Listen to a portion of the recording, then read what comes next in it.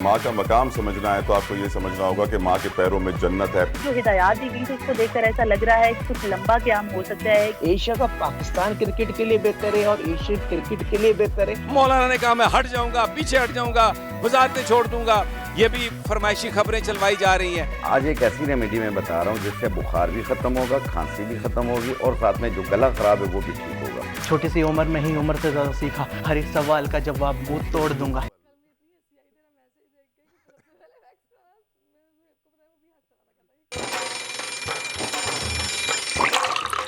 आजकल जिंदगी ही सुबह आउट ऑफ कंट्रोल है, दुनिया बोल है, मेरी दुनिया बोल। बिस्मिल्लाहिर्रहमानिर्रहीम, अस्सलामु अलैकुम। आप तमाम देखने वालों को वेलकम कहेंगे दुनिया बोल है में। उम्मीद करते हैं कि आप खैरियत से हों। सरिश, आप भी खैरियत से हैं? अल्हम्दुलिल्लाह मैं खैरियत से हूँ और माशाल्लाह से सुबह का आगाज़ तो बड़ा अच्छा हुआ है। अल्लाह करे आज का दिन खैर आफियत से अच्छा गुजरे, क्योंकि पॉलिटिकल हैपनिंग्स, अहम समातें आज अदालतों में लगनी हैं और एहतजाज भी हो रहे हैं। पकड़ धकड़ का सिलसिला अभी जारी है, तो इस वक्त माहौल काफ़ी गर्म है। और पाक फौज के साथ इज़हार यकजहती के लिए रैलियां भी निकाली जा रही हैं। इसलिए मैंने भी आज ऐसी शर्ट पहनी कि जब मेकअप रूम में सरिश से मिला तो सरिश ने कहा आप भी किसी की साइड ले रहे हैं। मैंने कहा जी हाँ, मैं पाक फौज के साथ इज़हार यकजहती कर रहा हूँ। आपको अच्छा लगा सरिश? बिल्कुल अच्छा लगा तलहा। बस अब कोशिश करें कुछ मज़ीद नई शर्ट्स भी ख़रीद लें। काफ़ी रिपीटिशन आपकी हो चुकी है। सॉरी, नहीं, मैं नहीं चाह रहा कि नज़र लग जाए सरिश। ऑलरेडी इतनी नज़र हसद होती है। हम चाहते हैं कि हम फ़कीरी में जो बादशाहत है, चले कोट ऑफ द डे से हम आपको बता दें, फ़कीरी में जो बादशाहत है वो बादशाहों को नहीं मिलती। और यकीनन मदर्स डे भी गुज़िश्ता रोज़ गुजरा है, तो तमाम माओं को सलाम पेश करना भी बहुत ज़रूरी है और साथ साथ ये बताना भी बहुत ज़रूरी है कि माँ का मकाम क्या है। माँ का मकाम समझना है तो आपको ये समझना होगा कि माँ के पैरों में जन्नत है।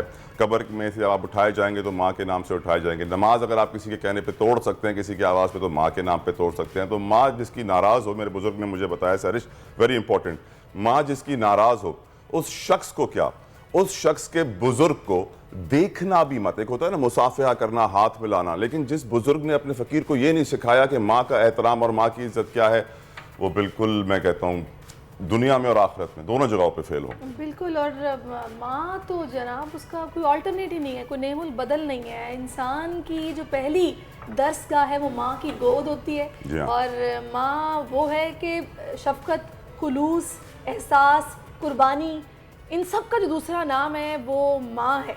बिल्कुल सही कहा आपने। और माँ के एक और इम्पॉर्टेंट चीज़ याद आ गई थी, बताना ज़रूरी समझता हूँ कि फॉर एग्जांपल औलिया कराम में से जो सबसे हमारे गौस आज़म गौसुल सकलैन शेख अब्दुल कादिर जीलानी रज़ी अल्लाह ताला अन्हु अपने माँ के पेट से 17 पारे हिफ्ज़ करके आए थे। क्यों? क्योंकि माँ को 17 पारे आते थे।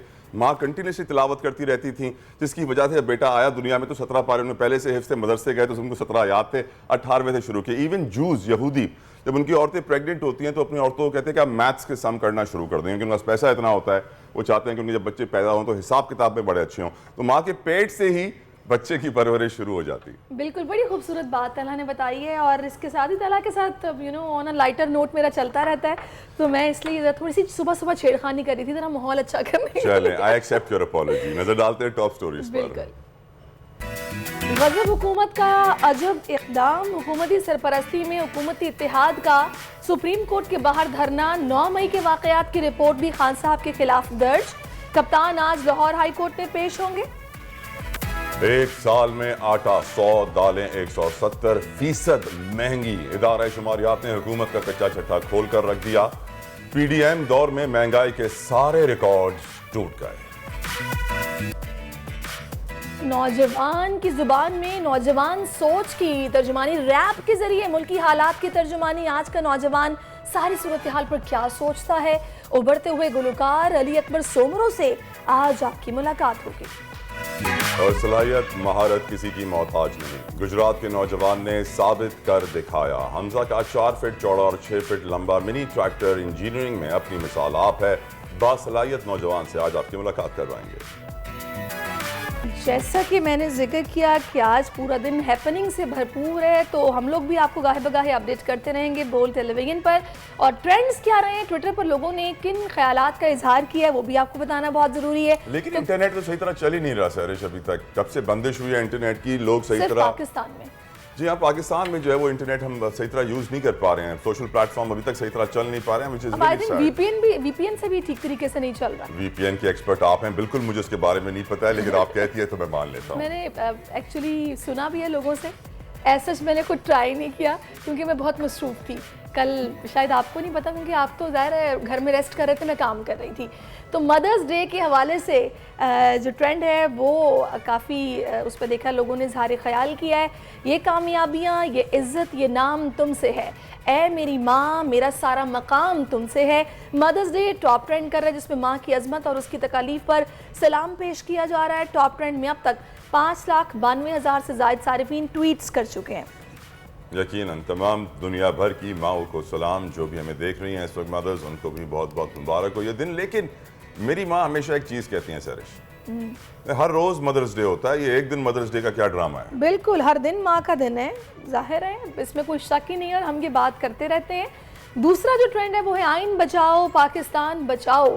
और पंजाब में इंतखाबात कराने में इलेक्शन कमीशन और हुक्मरान नाकाम है। फंड्स और सिक्योरिटी का बहाना भी अदालत को बहला ना सका। 14 मई के अदालती हुक्म पर सुप्रीम कोर्ट में आज अहम समाअत होने जा रही है और इस ट्रेंड में अब तक 3,35,000 से ज़ायद सारिफीन ट्वीट्स कर चुके हैं। कल 14 मई थी जो कि गुजर चुकी है और कहा गया था कि 14 मई को इलेक्शन कराए जाएंगे। वो फैसला बरकरार था अपनी जगह पर, ना मुज़ाकरात हुए ना इलेक्शन हुए और बहाना फिर यही बनाया गया कि इस माहौल में जब एक खूनी तसादुम जारी है और जलाओ घेराव हो रहा है, इलेक्शन कराना मुमकिन नहीं है। कौन है जिम्मेदार आइन के तहफ़्फ़ुज़ का सरिश?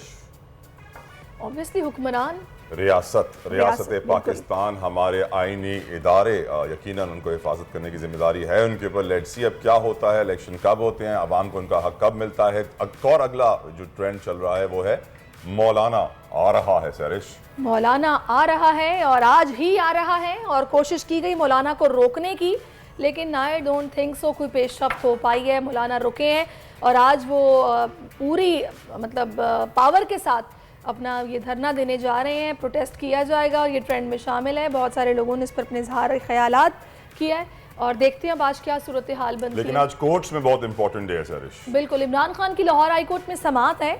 वज़ीर दाखिला ने कहा है कि आज जमानत नहीं मिली तो इमरान खान को हर सूरत गिरफ्तार करेंगे। दूसरी तरफ शहर इक़्तिदार में मौलाना फजल रहमान की कॉल पर एहतजाज और मुमकिन धरना होगा।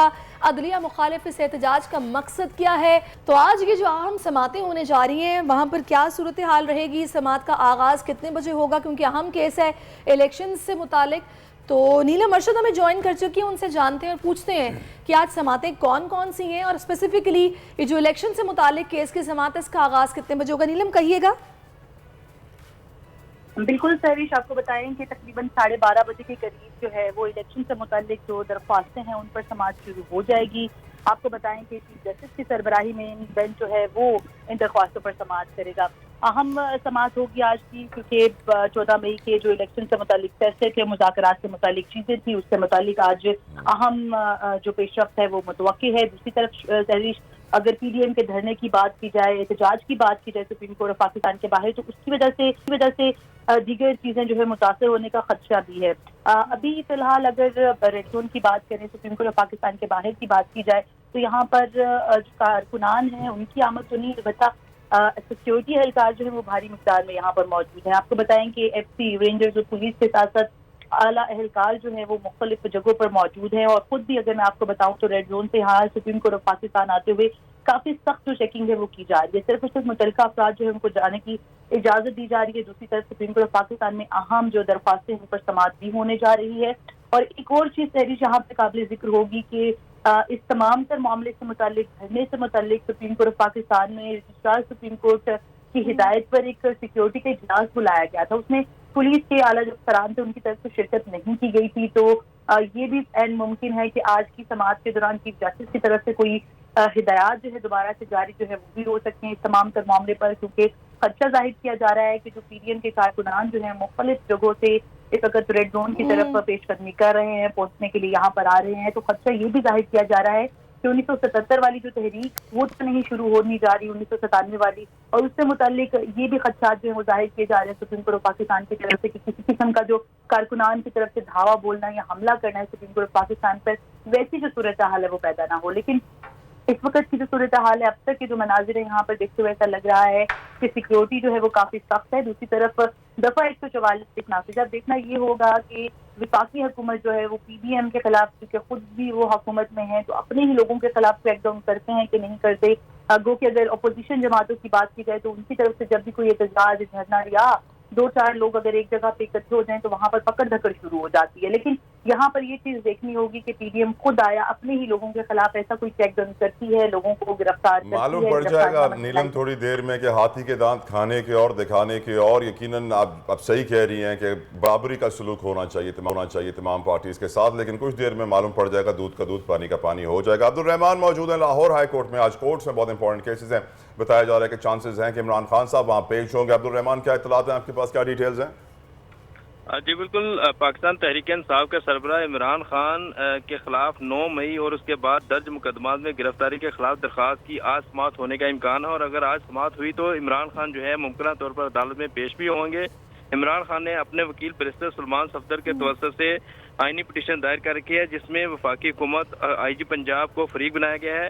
दरख्वास्त में ये मौक़िफ़ इख्तियार किया गया है कि 9 मई और उसके वाक़यात के बाद किसी भी नामालूम मुकदमे में उनकी गिरफ्तारी का खदशा है। अदालत 9 मई के वाक़यात के बाद दर्ज मुकदमात की तफसीलात जो है वो अदालत में पेश करने के अहकाम भी सादर करो, और अदालत इन मुकदमात में इमरान खान को गिरफ्तार करने से रोकने के भी अहकाम दे। जी नहीं तो अब्दुल रहमान, जो सुप्रीम कोर्ट के अहकाम थे उनके मुताबिक तो कहा गया था किसी भी नए मुकदमे में 22 मई तक गिरफ्तार नहीं किया जा सकता।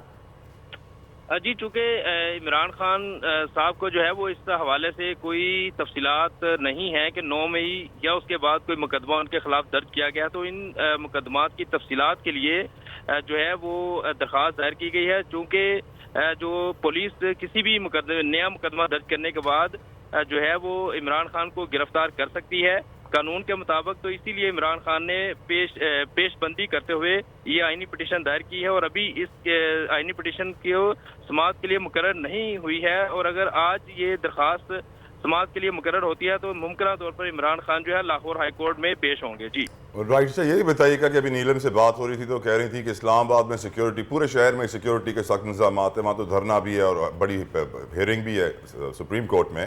लाहौर में इस वक्त सिक्योरिटी क्या सिचुएशन है? जी बिल्कुल, सिक्योरिटी के जो है वो फुल प्रूफ इंतजाम किए गए हैं। अदालत के दाखिली और खारजी रास्तों के अलावा जो है चीफ जस्टिस ब्लॉक की तरफ आने वाले रास्तों पर भी पुलिस की भारी नफरी तैनात है, जबकि सिविल कपड़ों में मलबूस पुलिस एहलकारों की बड़ी तादाद जो है वो यहाँ पे तैनात है, और पाकिस्तान तहरीक इंसाफ के कारकुनों की आमद के पेश नज़र जो है GPO चौक में भी पुलिस की भारी नफरी जो है वो तैनात की गई है। जी अच्छा, नीलम से एक सवाल पूछना चाहूँगा सर। नीलम, अगर आप हमारे साथ हैं, मुझे बताइएगा कि आपने बताया इस्लामाबाद में सिक्योरिटी बड़ी हाई है, इस वक्त हर जगह नाके वाके लगे हुए हैं, धरना भी है, हियरिंग भी है। जो एवरीडे लाइफ है नीलम, वो कितनी मुतासर हो रही है लोगों की? जो बच्चे स्कूल जा रहे हैं, जो लोग ऑफिस जा रहे हैं, वो कितना डिस्टर्ब है इस वक्त? राइट, हम नीलम की दोबारा लाइन पर लेंगे। I think the line has drop, but यकीनन I am sure of the fact कि अगर इतनी सिक्योरिटी होगी, इतने नाके होंगे इस तरह के, क्योंकि इस्लामाबाद में हो चुका है पहले भी। हमारी मौलाना साहब जो हैं वो बहुत जगह एहतजाज दे चुके हैं, और जब भी कोई सुनता है इस्लामाबाद वाला कि मौलाना साहब एहतजाज देने आ रहे हैं तो बड़े परेशान हो जाते हैं। नीलम, मुझे बताइएगा एवरीडे लाइफ इस्लामाबाद के लोगों की इस वक्त कितनी डिस्टर्ब है? जो लोग स्कूल जा रहे हैं, जो लोग ऑफिस जा रहे हैं, कितना वो डिस्टर्ब हो रहे हैं? बिल्कुल बड़ा वैलिड क्वेश्चन किया आपने, क्योंकि गुज़श्ता कई रोज से देखा गया कि जब साबिक वज़ीर आज़म इमरान खान की गिरफ्तारी अमल में लाई गई तो उसके बाद कुछ हालात काफ़ी कुशीदा हो चुके थे, जिसके बाद छुट्टियां दी गई थी, और आज अगर छुट्टियों के बाद देखा जाए तो मंडे है और आज फर्स्ट डे ऑफ स्कूल है बच्चों का। लेकिन तालीमी इदारे डेफिनेटली आज के इस धरने के बाद बहुत ज़्यादा मुतासिर हो रहे हैं। साथ ही साथ अगर सरकारी जो दफातर है उनकी बात की जाए तो रेड जोन में काफ़ी सारे दफातर हैं जहाँ पर रोज़ाना की बुनियाद पर कई लोग आते हैं। तो अभी जब मैं आ रही थी सुप्रीम कोर्ट ऑफ पाकिस्तान तो मैंने खुद देखा हमारी गाड़ी इवन मीडिया की गाड़ी है, लेकिन उसको भी रोका गया, बाकायदा कार्ड वगैरह दिखाने के बाद वहाँ से जाने दिया गया। और कुछ लोगों को जो कि उनको शायद लग रहा है कि गैर मुतल्लका लोग हैं उनको दाखिले की इजाज़त भी नहीं दी जा रही। और दूसरी तरफ ना सिर्फ जो मामूलाती ज़िंदगी हैं जो कि स्कूल और दफातर के लोग हैं, बल्कि अगर सुप्रीम कोर्ट ऑफ पाकिस्तान की अपनी बात की जाए तो यहाँ पर आने वाले जो साइलीन हैं, जो रोज़ाना हज़ारों की तादाद में जिनके केसेस जो है यहाँ पर लगते हैं, तो उनको यहाँ पर आने में काफ़ी ज़्यादा जो मुश्किलात हैं उनका सामना करना पड़ा है। क्योंकि देखा जा रहा है कि हाई प्रोफाइल केसेस में वैसे भी आम रूटीन के जो केसेस हैं वो काफ़ी सारे डिस्टर्ब होते हैं। चूँकि सुप्रीम कोर्ट ऑफ पाकिस्तान की जो बिल्डिंग है वो रेड जोन में है, तो दूर दराज से जो आए साइलीन है उनको काफ़ी ज़्यादा जो मुश्किलात हैं वो दरपेश हो रही हैं। तो देखा जाए एक तरह से तो जो मामूलात ज़िंदगी हैं, ख़ुसूसी तौर पर अगर बच्चों के स्कूल की बात की जाए, तदरीसी अमल की बात की जाए, तो वो तो एक तरह से सियासत की नज़र होकर रह गया है। गुज़श्ता 4 रोज़ से देखा गया कि इस्लामाबाद के मुख्तलिफ जो सरकारी और निजी स्कूल थे वो बंद थे, लेकिन आज चूँकि उनको खुलने का पहला रोज़ था, DC की तरफ से भी और दीगर जो मुतलका इदारे उनकी तरफ से नोटिफिकेशन भी जारी किया गया था, लेकिन आज भी देखा गया कि कई स्कूल्स में, कई डिपार्टमेंट में जो हाजिरी है वो डेफिनेटली मामूल से कम दिखाई देगी, क्योंकि मुख्तलिफ जगहों पर इतनी सख्त चेकिंग, कड़ी निगरानी की जा रही तो है। नीलम, एक चीज़ और भी है, कुछ लोग ये बात भी कर रहे हैं कि दफ़ा 144 नाफिज है इस्लामाबाद में, तो फिर ये एहतजाज की इजाज़त क्या मिल गई है या कैसे एहतजाज किया जा रहा है? इस हवाले से क्या अपडेट्स हैं आपके पास? बिल्कुल सहरिश, अगर दफ़ा 144 की बात की जाए तो वो तो इस्लामाबाद में नाफिज है। ये इस पे बहुत बड़ा सवालिया निशान होगा कि आया जो अपोजिशन जमातें हैं उनके जब धरने जुलूस होते हैं तो उनको तो दफ़ा 144 के तहत गिरफ्तार कर लिया जाता है, लेकिन अब देखना ये होगा कि वफाकी हुकूमत क्या अपने ही खिलाफ, अपने ही लोगों के खिलाफ ऐसी कोई कार्रवाई अमल में लाती है या नहीं लाती। क्योंकि अभी अगर धरने के मकाम की बात की जाए तो गुज़श्ता रोज़ तो देखा गया कि आला जो सतही इजलास था PDM का, मौलाना को मनाने की बड़ी कोशिश की गई, PDM के दीगर जो आला कायदीन है उनकी तरफ से कि धरने का जो मकाम है एटलीस्ट उसको तब्दील कर लिया जाए, सुप्रीम कोर्ट ऑफ पाकिस्तान के ऐन सामने ना रखा जाए। लेकिन मौलाना डटे हुए हैं, उनका यही कहना है कि जो फैसला दिया गया है सुप्रीम कोर्ट ऑफ पाकिस्तान की तरफ से इसको रिवर्स करवाना होगा। तो दूसरा जो ऑप्शन आई थिंक तो रेड जोन दिया गया है या फिर कोई दूसरी जगह है? बिल्कुल, उनकी तरफ से ये डिमांड की गई थी कि उनको सुप्रीम कोर्ट ऑफ पाकिस्तान की जो जगह है वो दी जाए, लेकिन जगह का जो तयन है अभी तक अगर DC की बात की जाए तो उनकी तरफ से कोई मकाम जो है एक तरह से उनको नहीं दिया गया। अलबत्ता जो कोशिशें हैं वो ये की जा रही है कि सुप्रीम कोर्ट ऑफ पाकिस्तान के बिल्कुल बाहर उनको धरने की इजाज़त दी जाए, क्योंकि जो दीगर आला कायदीन है PDM के, उनकी तरफ से धरने का जो मकाम तजवीज़ किया गया था that was red zone D चौक के मकाम पे ये कहा गया था कि यहाँ पर धरना दे देंगे, लेकिन मौलाना जो है वो डटे हुए, उनकी तरफ से यही कहा गया है कि सुप्रीम कोर्ट ऑफ पाकिस्तान के बाहर ही धरना दिया जाएगा। तो नीलम, टाइम कितने बजे का दिया गया है मौलाना की जानिब से? कितने बजे लोग इकट्ठा होना शुरू होंगे या हो रहे हैं? इस्लामाबाद में आमद हो रही है क्योंकि मुख्तलिफ शहरों से जो मौलाना के सपोर्टर्स हैं उन्होंने आना है काफिलों की सूरत में। शायद सुबह 9 बजे का टाइम था। बिल्कुल जी, आपको बताएं कि कारकुनान जो है अभी रेड जोन की तरफ उनकी पेशकदमी जारी है। मुख्तलिफ शहरों से काफिले जो हैं वो टोलियों की सूरत में निकलना शुरू हो चुके हैं। तमाम अभी तक की जो इतलात हैं तो सरीना चौक तक, जो कि रेड जोन का एरिया कहलाता है, और सरीना चौक तक अगर पार्लियामेंट की बात की जाए या सुप्रीम कोर्ट ऑफ पाकिस्तान की बात की जाए तो हार्डली अगर ड्राइव की जाए तो 2 मिनट की ड्राइव है, लेकिन अगर पैदल मार्च करके यहाँ पर आया जाएगा तो तकरीबन 10 मिनट जो है वो लग जाएंगे। तो कारकुनान जो है इतलात के मुताबिक सरीना चौक तक पहुँच चुके हैं, हाथों में उनके बैनर्स और प्ले कार्ड्स उठाए हुए हैं, जबकि दूसरी तरफ अदलिया मुखालिफ जो नारेबाजी है वो उनकी तरफ से चल रही है। दूसरी तरफ जो चीफ जस्टिस ऑफ पाकिस्तान है सुप्रीम कोर्ट के, उमर अता बिंदियाल साहब, उनसे मुतालिक भी जो नारेबाजी उनके खिलाफ वो भी जारी है। जो कारकुनान है मुख्तलिफ शहरों से वो टोलियों की सूरत में यहाँ पर आना शुरू हो चुके हैं। तमाम इतलात ये हैं और अभी तक जो सूरत हाल है ज़मीनी हक़ाइक़ को देखते हुए लग रहा है कि कारकुनान तकरीबन 10 बजे तक जो लोग यहाँ पर पहुँच रहे हैं बाकायदा साजो सामान के साथ पहुँच रहे हैं या फिर ऐसे ही क्योंकि मे बी प्रोलॉन्ग करने का प्रोग्राम हो कि धरना ही दे दिया जाए, बैठ जाया जाए यहाँ पर? बिल्कुल सहरिश, अगर अभी तक की जो सिचुएशन है बात की जाए और जो मौलाना फजल रहमान की तरफ से जारी इलामिया तो उसकी बात की जाए तो उनकी तरफ से उनके कारकुनान को जो हिदायतनामा जारी किया गया था उसमें 1-2 रोज़ का जो तयन था वो नहीं था। अलबत्ता जो हिदायत दी गई थी उसको देखकर ऐसा लग रहा है कि कुछ लंबा क़याम हो सकता है, क्योंकि कारकुनान को अपने साथ खाने पीने की अशिया और दीगर जो अशिया है, अशिया ज़रूरी, उनकी हिदायत भी की गई हैं। तो उनकी तरफ से जो एक नोटिफिकेशन जारी किया गया था उस पर वैसे सोशल मीडिया में तो काफ़ी ज़्यादा जो रद्द अमल था वो देखा गया और बड़े मीम्स भी बने, क्योंकि मुख्तलिफ तरह से उनको साबुन और लोशन और जो स्टेशनरी की चीज़ें हैं वो भी उनको नीलम, सुना इस्लामाबाद वाले लोग धरने का सुन के फौरन से खौफजदा हो जाते हैं। बिल्कुल, क्योंकि इस्लामाबाद ऐसा मकाम है कि यहाँ पर अगर धरना दिया जाता है किसी भी सियासी जमात की तरफ से तो पूरी तौर पर जो आपकी आमदोरफ्त का सिलसिला है वो मुतासिर हो जाता है। तरफ आपने दफातर की स्कूल की बात की तो वो भी पूरी तौर पर मुतासिर होना शुरू हो जाते हैं।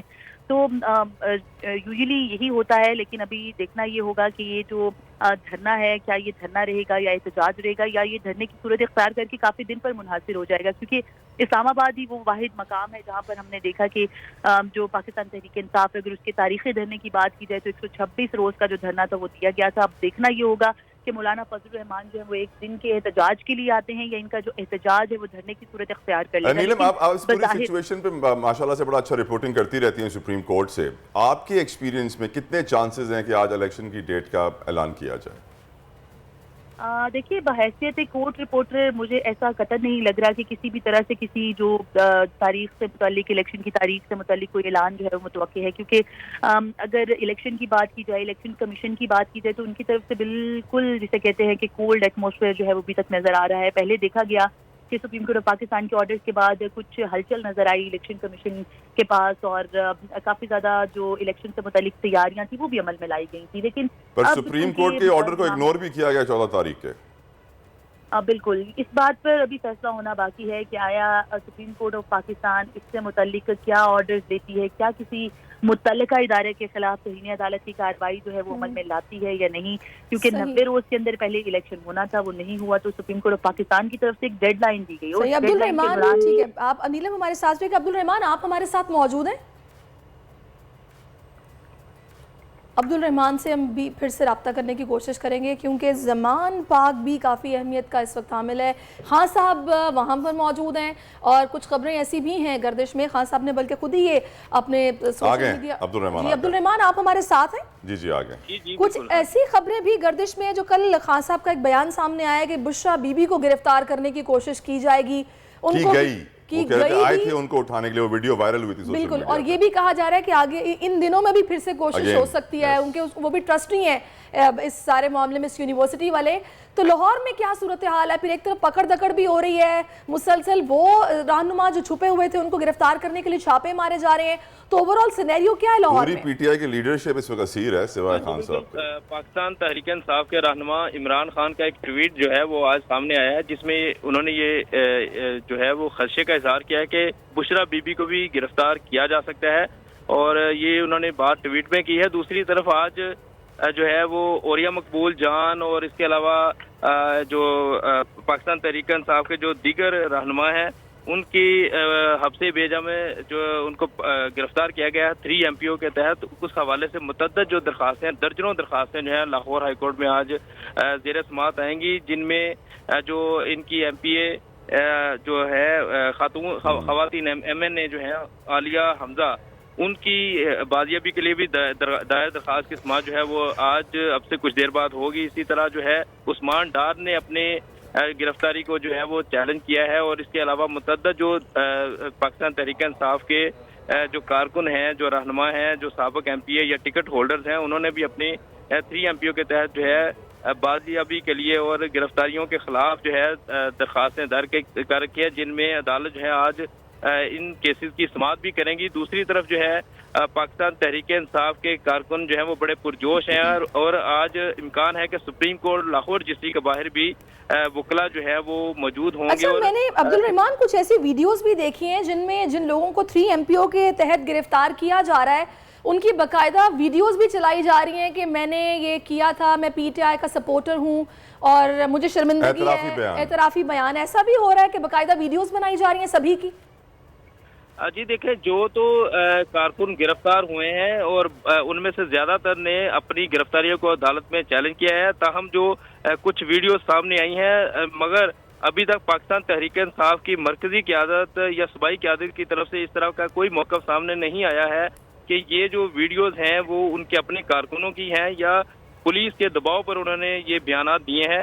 तो ना ही ये जो कारकुन हैं वो अभी तक मंजरियां पर आए हैं, तो ये कहना कबल अज़ वक्त होगा कि वाकई PTI के कारकुन हैं जो ये इस तरह के बयान दे रहे हैं। अब्दुल रहमान, नीलम अरशद, आप दोनों का बहुत बहुत शुक्रिया। आई एम श्योर पूरा दिन आपसे हम अपडेट्स लेते रहेंगे। बोल पर बड़ा है, सुप्रीम कोर्ट हो, लाहौर हाई कोर्ट हो, सबकी नजरें अदालतों पर हैं। क्या होगा हमारा मुस्तकबिल? क्या आवाम को वोट का हक मिलेगा? क्या खान साहब को जमानत मिलेगी? क्या PTI के ऐसी रहनुमा आज़ाद होंगे, या फिर मौलाना फजल रहमान का धरना कामयाब होगा? इस पर हुकूमत क्या रिएक्शन देगी? That is to be seen. एक ब्रेक लेते हैं, ब्रेक के बाद वापस आते हैं। आजकल जिंदगी ही सुबह आउट ऑफ कंट्रोल है, दुनिया बोल है, दुनिया बोल है। वेलकम बैक टू दुनिया बोल है। सैरिश, क्या आपको मालूम है कि मुझे क्रिकेट एक और बड़ी वजह है कि क्रिकेट इतनी पसंद नहीं है और काफ़ी नफरत सी होती जा रही है। क्या है वो वजह? वो वजह यह है सैरिश, आपके पूछने से पहले मैं आपको बता देता हूँ कि ICC इंटरनेशनल क्रिकेट काउंसिल को दुनिया भर में और खासतौर पर इस खित्ते में लोग इंडियन क्रिकेट काउंसिल कहते हैं। ये जो लाइट पीछे बंद होकर दोबारा खुली है ना, ये आपने झूठ बोला, क्रिकेट आपको पसंद नहीं है। आप कहीं ना कहीं फॉलो करते हैं, तभी सारी खबरें आपके पास होती हैं क्रिकेट से रिलेटेड। चले अब आप बोलेंगी वो पीछे से काली होगी, मैं बोलूंगा आप झूठ बोल रही हैं, डन है। सो इंडियन क्रिकेट काउंसिल कहते हैं आईसीसी को, वजह यह है कि इंडिया का असर रसूख आईसीसी के अंदर इतना है कि वो अपने फैसले मनवा लेता है। अब मामला यह है कि एशिया कप पाकिस्तान में होना था, वर्ल्ड कप इंडिया में होना था। नजम सेठी साहब ने बोल दिया कि अगर इंडिया पाकिस्तान नहीं आएगा एशिया कप खेलने के लिए तो हम भी वर्ल्ड कप खेलने नहीं जाएंगे। लेकिन आज फैसला होना है एशियन क्रिकेट काउंसिल की तरफ से कि एशिया कप कहाँ खेला जाएगा। जितने भी माहिरीन हैं, एक्सपर्ट्स हैं, वो यही कहते हैं कि ये जो है ट्रांसफ़र हो जाएगा यूएई की तरफ, दुबई शारजा की तरफ, और पाकिस्तान में नहीं होगा क्योंकि इंडिया नहीं आएगा तो सबसे बड़ा स्पॉन्सर नहीं आएगा, सबसे बड़ा स्पॉन्सर नहीं आएगा तो फिर जुआ कैसे खेला जाएगा, जुआ नहीं खेला जाएगा तो पैसे कैसे कमाए जाएंगे। यकीनन बड़े अफसोसनाक सूरत हाल है। इसी सिचुएशन पर बात करने के लिए क्रिकेट एक्सपर्ट साजिद खान साहब ने हमें ज्वाइन किया। साजिद जो साहब हमेशा सच बोलते हैं, हमेशा सच खुलकर बोलते हैं, बेबाक बोलते हैं, बबांगे दोहल बोलते हैं। उनसे पूछते हैं कि उनको क्या लगता है कि कहाँ होगा ये इवेंट। साजिद साहब, आपके क्या ओपिनियन है, क्या फैसला होगा आपके ख्याल में? बहुत शुक्रिया शहरीस और तला जतोई भाई, आप दोनों को बहुत बहुत सलाम। अल्लाह ताला आप दोनों को महफूज रखे और दोनों आपको नजर न रखे। बहुत ही अच्छा प्रोग्राम करते हैं और यकीनी तौर पर जिस गुफ्तगू से, जिस मोहब्बत से, जिस दर्द से आप दोनों मॉर्निंग शो लेके चलते हैं, और ये यकीनी तौर पर जिस तरह आपने 23 करोड़ आवाम की दिल की बात की। क्रिकेट हमारा फैशन है, क्रिकेट आवाम हमारी यकीनी तौर पर 92 world cup, 2009 ICC champions trophy Pakistan ने जीती है। जिस तरह तला जतोई साहब ने बताया एशिया कप यकीनी तौर पर पाकिस्तान में होना था। हमारे मौजूदा चेयरमैन साहब ने जिस तरह मोहब्बत से, जिस खुलूस से पाकिस्तान में कराने की कोशिश की, जिस तरह जाके बात की, ये बहुत इंपॉर्टेंट चीज़ है। हम पाकिस्तान क्रिकेट बोर्ड के चेयरमैन को सपोर्ट करते हैं as a cricketer, as a analyst, as a staff coach. जहाँ तक इंडिया की बात है, आईसीसी की लॉबी 95% पैसा वो लगाते हैं, आईसीसी को चलाते हैं। आईपीएल जुआ लीग, जुट्टाला लीग जो इंडिया में हो रही है, जुट्टाला लीग है, पाकिस्तान सुपर लीग कामयाब तरीन लीग है, उसका उनका कोई मुकाबला नहीं। देखिए बात ये हो रही है, कितने दिन पहले मैंने ये बात कह दी थी, ये दुबई में शिफ्ट हो जाएगा एशिया कप यकीनी तौर पर। और उसके बाद जो आखिरी मीटिंग जो इंग्लैंड जाने से पहले नजम सेठी साहब ने बात की, 4 मैचेस गनाची स्टेडियम कराची में होंगे, 7 मैचेस दुबई में होंगे। तो उनको क्या तकलीफ है, उनको क्या ऐसी है जिस तरह के वो चाहते हैं। जुआ यकीनी तौर पर होता है, इसमें कोई दौर नहीं है। जहाँ मैचेस होते हैं और जहाँ इंडिया पाकिस्तान के मैच होंगे तो दुनिया में सबसे ज़्यादा बैटिंग होती है, जुआ होती है, डंके की चोट भी होती है। 75 से 2023 वर्ल्ड कप हुआ तो उसमें इंडिया पाकिस्तान के मैच क्यों होते हैं, एक बॉल में क्यों होते हैं। अभी एशिया कप के 2 मैच के लोगों ने कहा, जो जेवी राइस है जो कभी स्पॉन्सर है, उसने कहा 2 मैच पाकिस्तान इंडिया के होंगे, डंके की चोट होंगे। 2 क्यों 3 क्यों ना हो मैच पाकिस्तान इंडिया के, मगर एशिया कप होना चाहिए। एशिया कप पाकिस्तान क्रिकेट के लिए बेहतर है और एशियन क्रिकेट के लिए बेहतर है। और पाकिस्तान क्रिकेट टीम ने 2023 वर्ल्ड कप इंडिया में खेलने जाना है, जो यकीनी तौर पर इंडिया में जो आईसीसी का इवेंट है और आईसीसी इवेंट से हम बाइकआउट नहीं कर सकते। मगर हम यहाँ पर as a cricketer, as a Pakistan के तमाम जर्नलिस्ट, तमाम एंकर सपोर्ट करेंगे पाकिस्तान क्रिकेट बोर्ड को और मौजूदा चेयरमैन साहब को। इनके एजेंडे की जो बात है उसको सपोर्ट करना चाहिए। मगर उन्होंने तो श्रीलंका को खरीद लिया, उन्होंने तो अफगानिस्तान को खरीद लिया। और साजिद भाई ये बताइएगा कि वर्ल्ड कप के शेड्यूल के अंदर भी आपको कुछ हैंकी पैंकी नजर आ रहा है कुछ? देखें तला जतोई साहब, जो सवाल आपने किया, 1 साल पहले जो 40 मैच खेले जाते हैं, 12 सेंटर में मैच खेले जाते हैं और अनाउंस कर दिए जाते हैं, अब तक उन्होंने अनाउंस नहीं किया। 2023 वर्ल्ड कप जो इंडिया में खेला जाएगा 12 सेंटर में जो 40 मैच खेले जाएंगे, अब तक उन्होंने शुरू का अनाउंस किया। 1 साल पहले पाकिस्तान इंडिया के मैच के टिकट बिक जाते हैं, टिकट ब्लैक हो जाते हैं। तो इससे अंदाजा लगा लें उनके दिल में, उनकी नीयत में कितना खोट है। 2009 में उन्होंने क्रिकेट को डैमेज किया, पाकिस्तान क्रिकेट को ऊपर पड़ान नहीं चढ़ने दी। मगर कब तक रोके, दुनिया की सारी टीमें हमारे मुल्क में आई हैं। साजिद साहब, कभी वो वक्त आएगा कि इजारादारी भारत की खत्म होगी? आना चाहिए पाकिस्तान को आईसीसी में लॉबी बनाना चाहिए। बस किस्मत इससे आरिफ अली खान अब्बासी, जनरल तौकीर जैसे लोग हमारे क्रिकेट बोर्ड में नहीं है। जब ये लोग थे तो हमारी आईसीसी में बड़ी अच्छी लॉबी थी। अब पाकिस्तान क्रिकेट बोर्ड के पास दो बड़े अच्छे बंदे हैं जिनकी आईसीसी में बड़ी रिस्पेक्ट है, रमीज राजा, वसीम अकरम। पाकिस्तान के लिए इनको काम करना चाहिए, आईसीसी में हमारे मुल्क के लिए लॉबी बनाना चाहिए। देखें यहाँ पर हमारे अपने क्रिकेटरों का बड़ा अहम रोल है, जो एक्स क्रिकेटर है। यहाँ पर सबको एक होना चाहिए। पाकिस्तान की बात जब आ जाए तो पाकिस्तान से पढ़ के कोई चीज नहीं है, सबको पाकिस्तान को सपोर्ट करना चाहिए। और ये यकीनी तौर पर इंडिया की दोहरी पॉलिसी है। इंडिया तो चाहता ही नहीं है, अगर इंडिया में हमारे प्लेयर चाह के खेलें आईपीएल तो उनके प्लेयरों की वैल्यू खत्म हो जाएगी। आज मुझे बताइए, दुनिया में हमारे 3 प्लेयर वर्ल्ड रैंकिंग में, बाबर की बात करूं, शाहीन की बात करूं, रिजवान की बात करूं या फकर की बात करूं, उनके कितने प्लेयर स्ट्राइक हो रहा है? कोहली के अलावा कौन सा प्लेयर वर्ल्ड रैंकिंग? मगर वो पैसे से मुल्क को खरीदते हैं, टीमों को खरीदते हैं, या तक एम्पायरों को खरीदते हैं, बिग तक खराब करा देते हैं। मैं ये यहाँ पर कहने को तैयार हूँ, पाकिस्तान इंडिया में जाके इंडिया को हराएगा, डंके की चोट पर आएगा। आप 2020 वर्ल्ड कप में भी उनको हराया। लेकिन अभी साजिद साहब, इनिशिएटिव किस तरह लिया जाए? अगर इस तरह के लोग मौजूद हैं जो लॉबिंग कर सकते हैं तो वो क्यों नहीं कर रहे? क्या उनकी मजबूरी है जो वो नहीं कर पा रहे? कुछ हमें भी बताइए। देखिए, यकीनी तौर पर जो वसीम खान साहब जो पाकिस्तान क्रिकेट बोर्ड के 3 साल सीईओ रह के गए और आईसीसी में बड़ी अहम पोस्ट पे मौजूद है, उनको किसने पोस्ट दिलाई है? इंडियन लॉबी ने दिलाई है ना। पाकिस्तान क्रिकेट बोर्ड में मौजूद है, ब्रिटिश नेशनल थे और उसके बाद पाकिस्तान क्रिकेट का भेड़ा गरक। क्या अब आज इंडिया की गोद में बैठ के इंडिया की जबान बोल रहे हैं? उनको नजर नहीं आ रहा पाकिस्तान ने उन पर कितने एहसान दिए, कितनी महंगी को तनख्वाह दी, इतनी तनख्वाह तला जतोई साहब को दे दे तो क्रिकेट बेहतर होगी, पाकिस्तान की लॉबी बेहतर होगी। हमारा खाते और हमारे खिलाफ बातें करते हैं ये लोग। कुछ शर्म करें, कोई हया करें, इनको थोड़ा सा भी एहसास नहीं है। ये चीज आप मुझे बताइए, ये चीज किस दुर्ग को हो रही है? हमारे मुल्क की क्रिकेट की आवाम को दर्द हो रहा है। हमारे खिलाड़ी खेलना चाहते हैं, हमारे लोग देखना चाहते हैं। दोनों मुल्कों की जो आवाम है ना, क्रिकेट को देखना चाहती है। मगर कुछ लोग जो उनके करता धरता जो इंडियन लॉबी को चला रहे हैं, क्रिकेट बोर्ड को चला रहे हैं, वो नहीं चाहते पाकिस्तान वहां पर आके खेले, पाकिस्तान इंडिया के मैचेस हो। यहाँ पर पाकिस्तान को आज भी, पाकिस्तान हुकूमत को, पाक फौज को, हमारे तमाम सेक्रेटरी इदारों को क्रिकेट लवर है, क्रिकेट बैक करते हैं। हमारे क्रिकेट हमारी नसों में, उससे बड़ी कोई चीज नहीं है। पाकिस्तान इंडिया का मैच होता है, रोड पर ब्लॉक हो जाते हैं, कोई काम कुछ नहीं होता। तो ये चीज आपको क्या लगता है? आपको क्या लगता है? सवाल तो थोड़ा सा कुछ अजीब सा है, लेकिन साजिद भाई ने कहा क्रिकेट हमारी नसों में है, तो हमारी नसों में करप्शन रस बस सी गई है, मैं कहूंगा। चलें साजिद साहब, मुझे ये बताइएगा, नजम सेठी या रमीज राजा, आपके ख्याल में इन दोनों में से कौन बेहतर ये काम कर सकता था जिसने नहीं किया?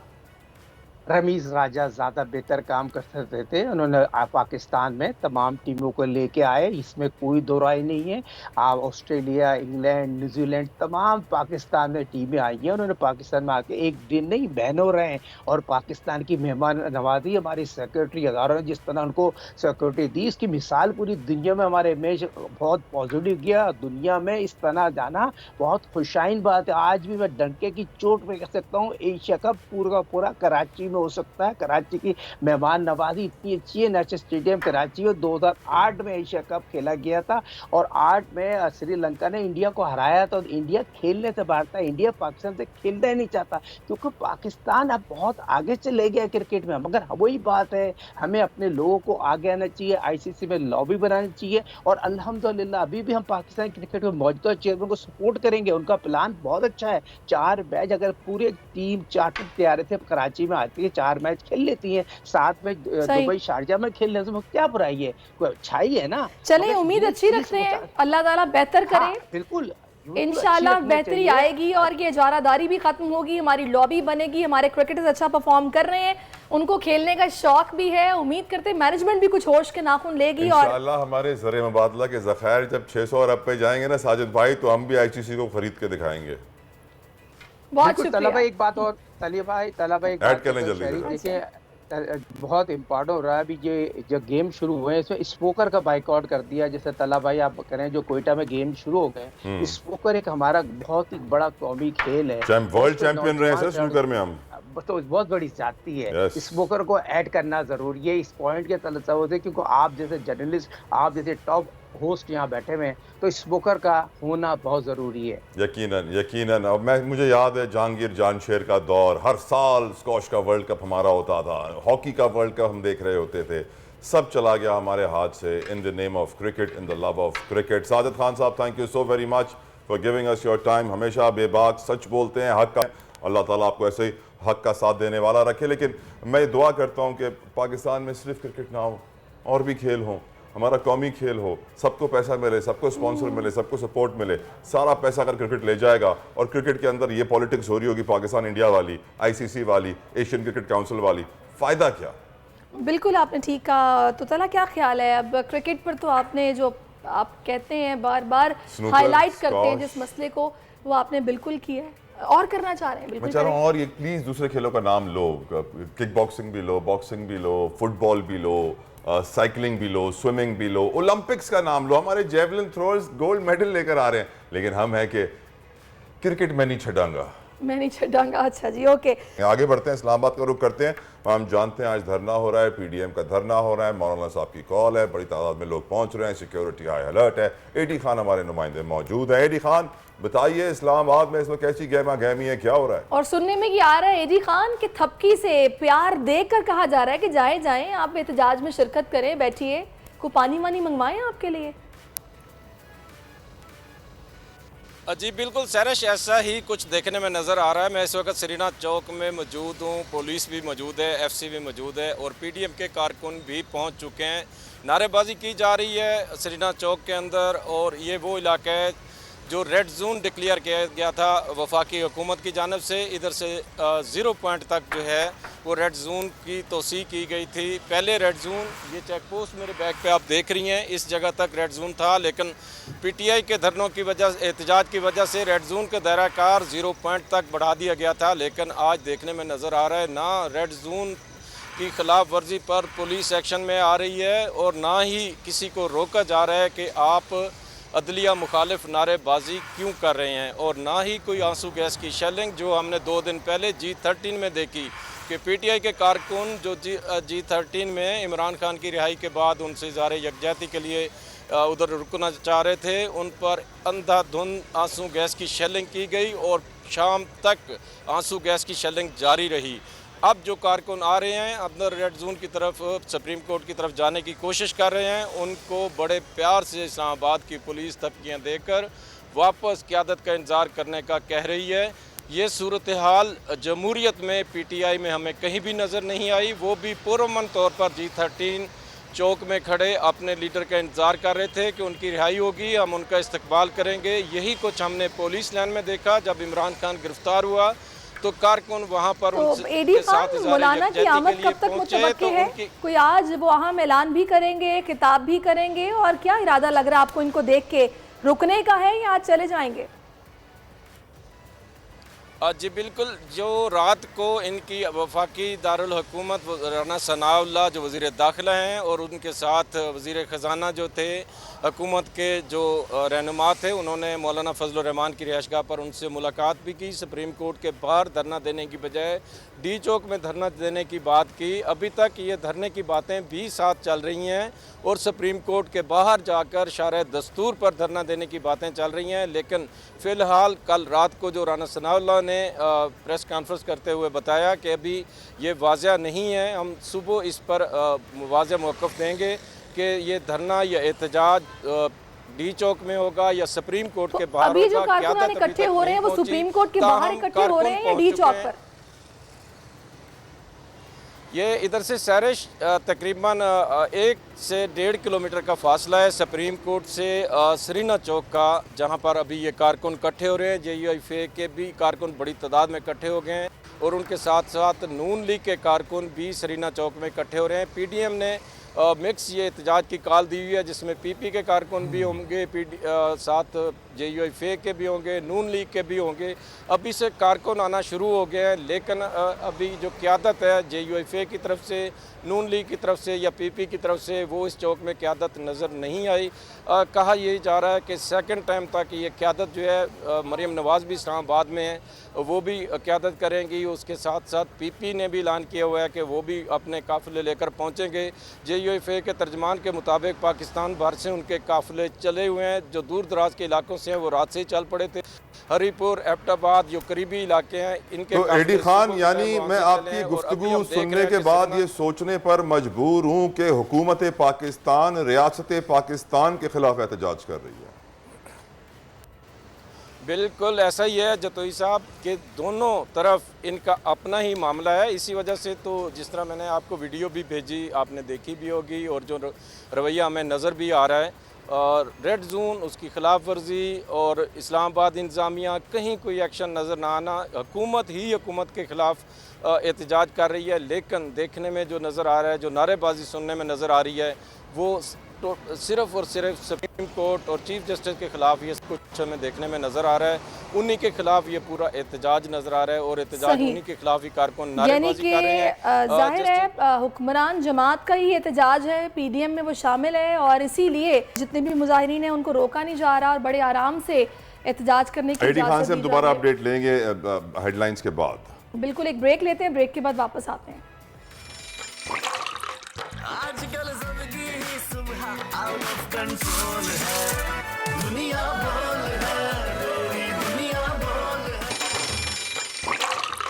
आजकल जिंदगी ही सुबह आउट ऑफ कंट्रोल है, दुनिया बोल है, पूरी दुनिया बोल है। वेलकम बैक टू दुनिया बोल है। और यकीनन आज बहुत इंपॉर्टेंट डे है। सुप्रीम कोर्ट में भी, लाहौर हाई कोर्ट में भी साथ साथ धरने की भी सूरत हाल है और शदीद गर्म मौसम भी है। और बड़ी तादाद में इस वक्त बताया जा रहा है कि कारकुनान PDM के और खासतौर पर मौलाना फजलुर रहमान के इस्लामाबाद पहुंचना शुरू हो गए हैं, सुप्रीम कोर्ट के बाहर जमा हो रहे हैं। और वहाँ पर क्या सिचुएशन क्रिएट होगी, क्योंकि अब तक जो हमें डिटेल्स मिल रही है वो ये मिल रही है कि पुलिस वाले दफ़ा 144 होने के बावजूद उनको वेलकम कर रहे हैं, उनको कह रहे हैं कि आपको ठंडा गर्म आपके लिए मंगवाएं। एडी खान बताइएगा, जो सूरत हाल बनी हुई यकीनी तौर पर इस्लामाबाद के बासी बहुत परेशान होंगे और सोच रहे होंगे न जाने कब ये मसला हल होगा और ये ऊँट किसी करवट बैठेगा और ये सिलसिले खत्म होंगे। जी बिल्कुल सहरिश, आप सही कह रही हैं। इससे ताजर बिरादरी भी बड़ी हद तक परेशान है। जिस तरह पिछले दिनों में एहतजाज की कॉल हुई और बाज़ार इस तरह लगते थे कि सुनसान पड़े हैं। अगर ताजरों की इस्लामाबाद की बात करें तो ताजर तबका परेशान है, चाहे वो PTI के एहतजाज हो, PDM के एहतजाज हो। लेकिन सबसे जो तकलीफ़ दह चीज़ होती है रिहायशियों के लिए और ताजरों के लिए कि मार्केटों के पास जिस तरह PTI के कारकुन इस्लामाबाद की किसी भी शाहराह पर नज़र आते थे तो इस्लामाबाद की पुलिस की जानिब से सवाब दरैन समझकर आंसू गैस की शेलिंग की जाती थी। D चौक में भी जिस दिन पुलिस लाइन में इमरान खान को रखा गया, वहाँ पर भी कारकुन कुछ PTI के पहुँचे और पुलिस लाइन में भी पहुँचे। वहाँ पर जो रिपोर्ट की गया 150 से 200 अगर कारकुन थे तो 400 से 500 आंसू गैस के शेलिंग उन पर फेंकी गई। G13 में भी यही नज़र आया कि इतनी आंसू गैस की शेलिंग की गई, जो करीबी रिहायशी थे वहाँ उनको रहना मुश्किल हो गया। तो इस हवाले से जिस तरह आपने कहा कि इस्लामाबाद के जो शहरी हैं उनको क्या मुश्किलात हैं, शहरी हैं, मुलाजिम पेशा तबका है, कारोबारी तबका है, तो इन एहतजाजों से उनको मुश्किलात का सामना करना पड़ता है। आज भी जो सूरत हाल नज़र आ रही है यही कारोबारी तबका भी परेशान है। आम शहरी जो आ रहे हैं वो भी यही सवाल करते हुए नज़र आ रहे हैं, क्या होगा शहर में, क्या सूरत हाल होगी। शहर में आने से लोग गुरेज कर रहे हैं। सुबह के टाइम हमने देखा ट्रैफिक अब भी रवां दवां है इस्लामाबाद की सड़कों पर, लेकिन गैर यकीनी सूरत हाल है कि इसके बाद क्या होगा। तो इससे शहरी ज़रूर परेशान दिखाई दे रहे हैं। सही, एडी खान आप हमारे साथ रहिएगा, हम आपसे पूछते रहेंगे जब तक यहाँ पर क़यादत नहीं पहुँच जाती, कोई अहम खिताब नहीं किया जाता। हम वैसे तो देख ही रहे हैं लेकिन आपसे भी जानते रहेंगे क्या सिचुएशन है। अच्छा तला, मैं ये बात सोच रही थी कल और मैंने कुछ लोगों को भी डिस्कस करते देखा कि जब इलेक्शन की बात हुई कि इलेक्शन कराने हैं तो हर तरफ से आवाज़ें आई कि जनाब ये रिपोर्ट है, ये रिपोर्ट है, हमारे पास पैसे ही नहीं है, हम सिक्योरिटी नहीं फराहम कर सकते। लेकिन पिछले 1-1.5 हफ्ते में जितनी सिक्योरिटी हमें सड़कों पर नज़र आई है, मेरा ख्याल है कि इलेक्शंस के लिए तो आराम से अवेलेबल होती। पता नहीं क्यों ये जवाज़ बनाया गया कि सिक्योरिटी नहीं है या पैसे नहीं है। हालांकि हमने ऐसी बसेस भी देखी हैं रेंजर्स की और दीगर जो कानून नाफिज करने वाले इदारे उन्होंने एहलकार भेजे, गाड़ियों की छतों पर राशन भी मौजूद था। तारीख गवाह है कि सियासी मकासद हासिल करने के लिए हुक्मरान और सियासतदान किसी भी हद तक जा सकते हैं और ये परवाह किए बगैर कि उसका नुकसान पाकिस्तानियों को, पाकिस्तान को, मईशत को, मुआशरे को क्या होगा, वो अपने सियासी मकासद और एजेंडा की खातिर सहरिश कुछ भी कर गुजरते हैं।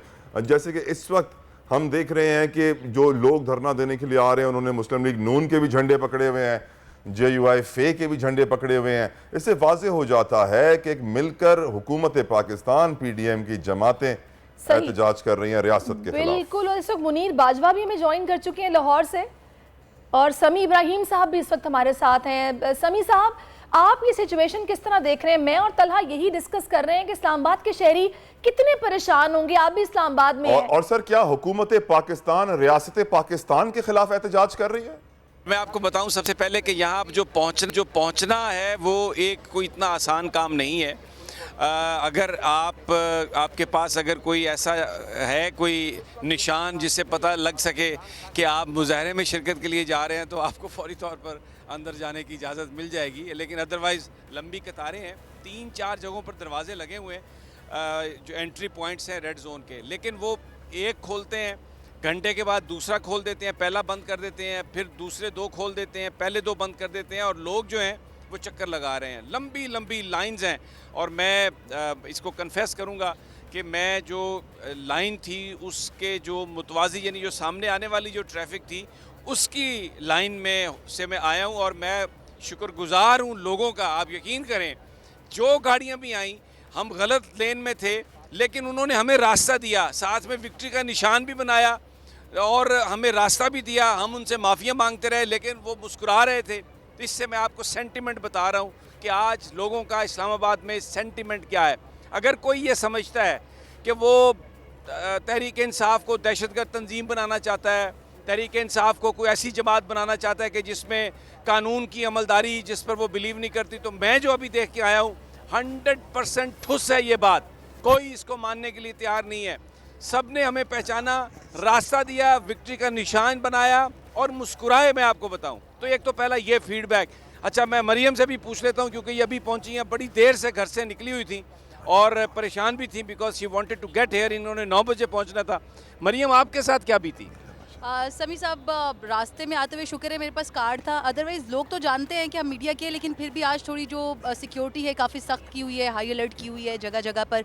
लेकिन साथ ही साथ ये देखना ज़रूरी है कि जो लोग आ रहे हैं टोलियों की सूरत में, उनके हाथ में सर बैनर्स उठाए हुए हैं, प्ले कार्ड्स हैं, नारेबाजी जो है वो कर रहे हैं। एक यहाँ पर ये सवाल भी उठता है कि यही अगर लोग पाकिस्तान तहरीक इंसाफ के होते तो अभी तक इनके खिलाफ कोई ना कोई एक्शन जो है वो ले लिया होता। और ये भी देखना है कि अभी जो DC साहब का अपना हुक्मनामा है उसके मुताबिक 0 पॉइंट तक जो रास्ता है वो रेड जोन डिक्लेयर है। तो क्या अब रेड जोन से अंदर जो लोग आ चुके हैं वो तो ऑलरेडी ये प्रेमिसेस में है रेड जोन की, क्या उनके खिलाफ कोई एक्शन लिया जाएगा कि नहीं? ताहाल 2 चीज़ें बड़ी अहम है कि एक तो जो तयन है मकाम का वो नहीं किया जा रहा। आया ये रेड जोन के अंदर सुप्रीम कोर्ट के बाहर होगा या D चौक के मकाम पर होगा? क्योंकि रास्ते में आते हुए किसी जगह पर ऐसा कोई जो जिसे कहते हैं ना कि इंतज़ाम लगे कि जो होता है कि आपके लिए मुख्तलिफ माइक्स वगैरह लगाए गए हैं या कुछ साउंड सिस्टम वगैरह, ऐसा कुछ नज़र नहीं आ रहा अभी तक रेड जोन में। दूसरी तरफ जो कारकुनान है, हाँ अलबत्ता वो टोलियों की सूरत में आना शुरू हो चुके हैं। चंद मैं अभी कहूँगा कि दर्जनों के हिसाब से, लेकिन काफ़िले दूसरे शहरों से निकले हुए हैं और हमारे जो नुमाइंदगान आपने जो फुटेजेस दिखाई हैं वो लोग आए हैं, आ रहे हैं और वो पहुँचेंगे यहाँ पे 11:30 बजे। इन्होंने काबीना का इजलास भी बुलाया। लेकिन देखें, कानून जो है वो जिस चीज़ पर इस वक्त तहरीक इंसाफ खड़ी है कि कानून सबके लिए एक होना चाहिए, ऐसा नहीं है। तहरीक इंसाफ के लोगों के साथ जो हुआ, जो पुरअमन भी हैं, घरों में भी हैं, उनके घरों पर क्रैकडाउन है। और यहाँ पर जमीयत उलमा इस्लाम के और शहबाज शरीफ के तस्वीरों वाले झंडे उठाए लोग जो आ रहे हैं उनको बिल्कुल किसी तरह से भी रोकने की इजाज़त नहीं है। और राना सनाउल्लाह और इसहाक डार साहब, हमने देखा स्क्रीन्स पर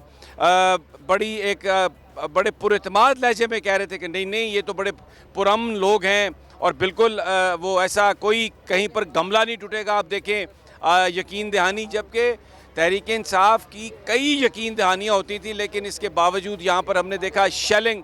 जिस दिन इमरान खान सुप्रीम कोर्ट में आए तो D चौक पर चंद 100 लोग जमा हुए यहाँ पर, और वो सिर्फ सेलिब्रेशन के लिए आए। उनके हाथ में कोई डंडे नहीं थे, उन्होंने कोई पुलिस पर हमला नहीं किया। लेकिन पुलिस ने जिस तरह से शेलिंग की उनके ऊपर कि मैं हामिद मीर को सुन रहा था, वो कह रहे थे कि जियो के दफ्तर के अंदर भी सांस लेना दुश्वार था।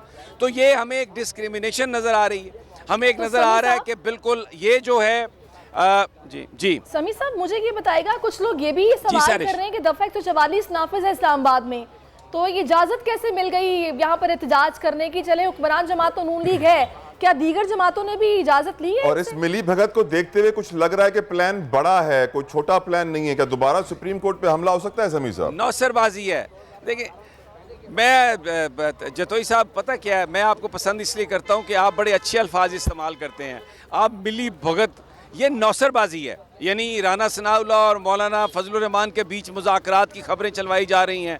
मौलाना अकड़ गए, मौलाना डट गए, वो चलवाई जा रही हैं। मौलाना ने कहा मैं हट जाऊंगा, पीछे हट जाऊंगा, वजारतें छोड़ दूंगा, ये भी फरमाइशी खबरें चलवाई जा रही हैं। ये नौसरबाजी है कि जी वो राज़ी है, वो राज़ी नहीं, ऐसा कुछ नहीं है। ये सब राज़ी हैं। और मैं आपको बताऊं, जिस तरह 97 में सुप्रीम कोर्ट पर हमला हुआ था, ये उस तरह की इनकी तैयारी है। फ़र्क सिर्फ ये है कि आज वकीलों की एक बहुत बड़ी जो तादाद है वो हुकूमत के साथ नहीं है। फिर इसके अलावा जो पॉपुलर सेंटिमेंट है ऑन द स्ट्रीट वो पीडीएम की जमातों के साथ नहीं है।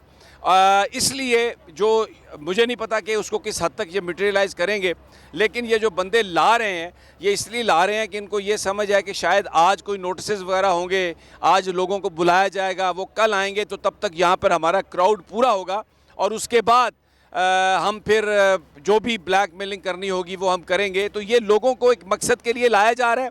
मुझे कोई भाम नहीं है। मैंने 97 का हमला भी देखा था।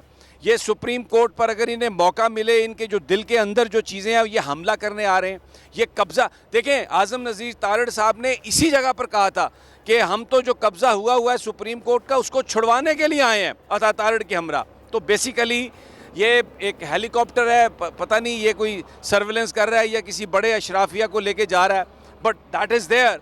तो ये जो कुछ भी आज ये सुप्रीम कोर्ट पर हमला है तो और सुप्रीम कोर्ट को रोकने की कोशिश है कि वो जी एक इनके पास, हमें इससे पहले रिपोर्ट किया नीलम ने भी कि इनके पास सामान भी है, यानी कि यहाँ पे बैठने की नीयत से आ रहे हैं। फिर फुटेजेस में कुछ लोगों के हाथ में डंडे भी देखे गए हैं।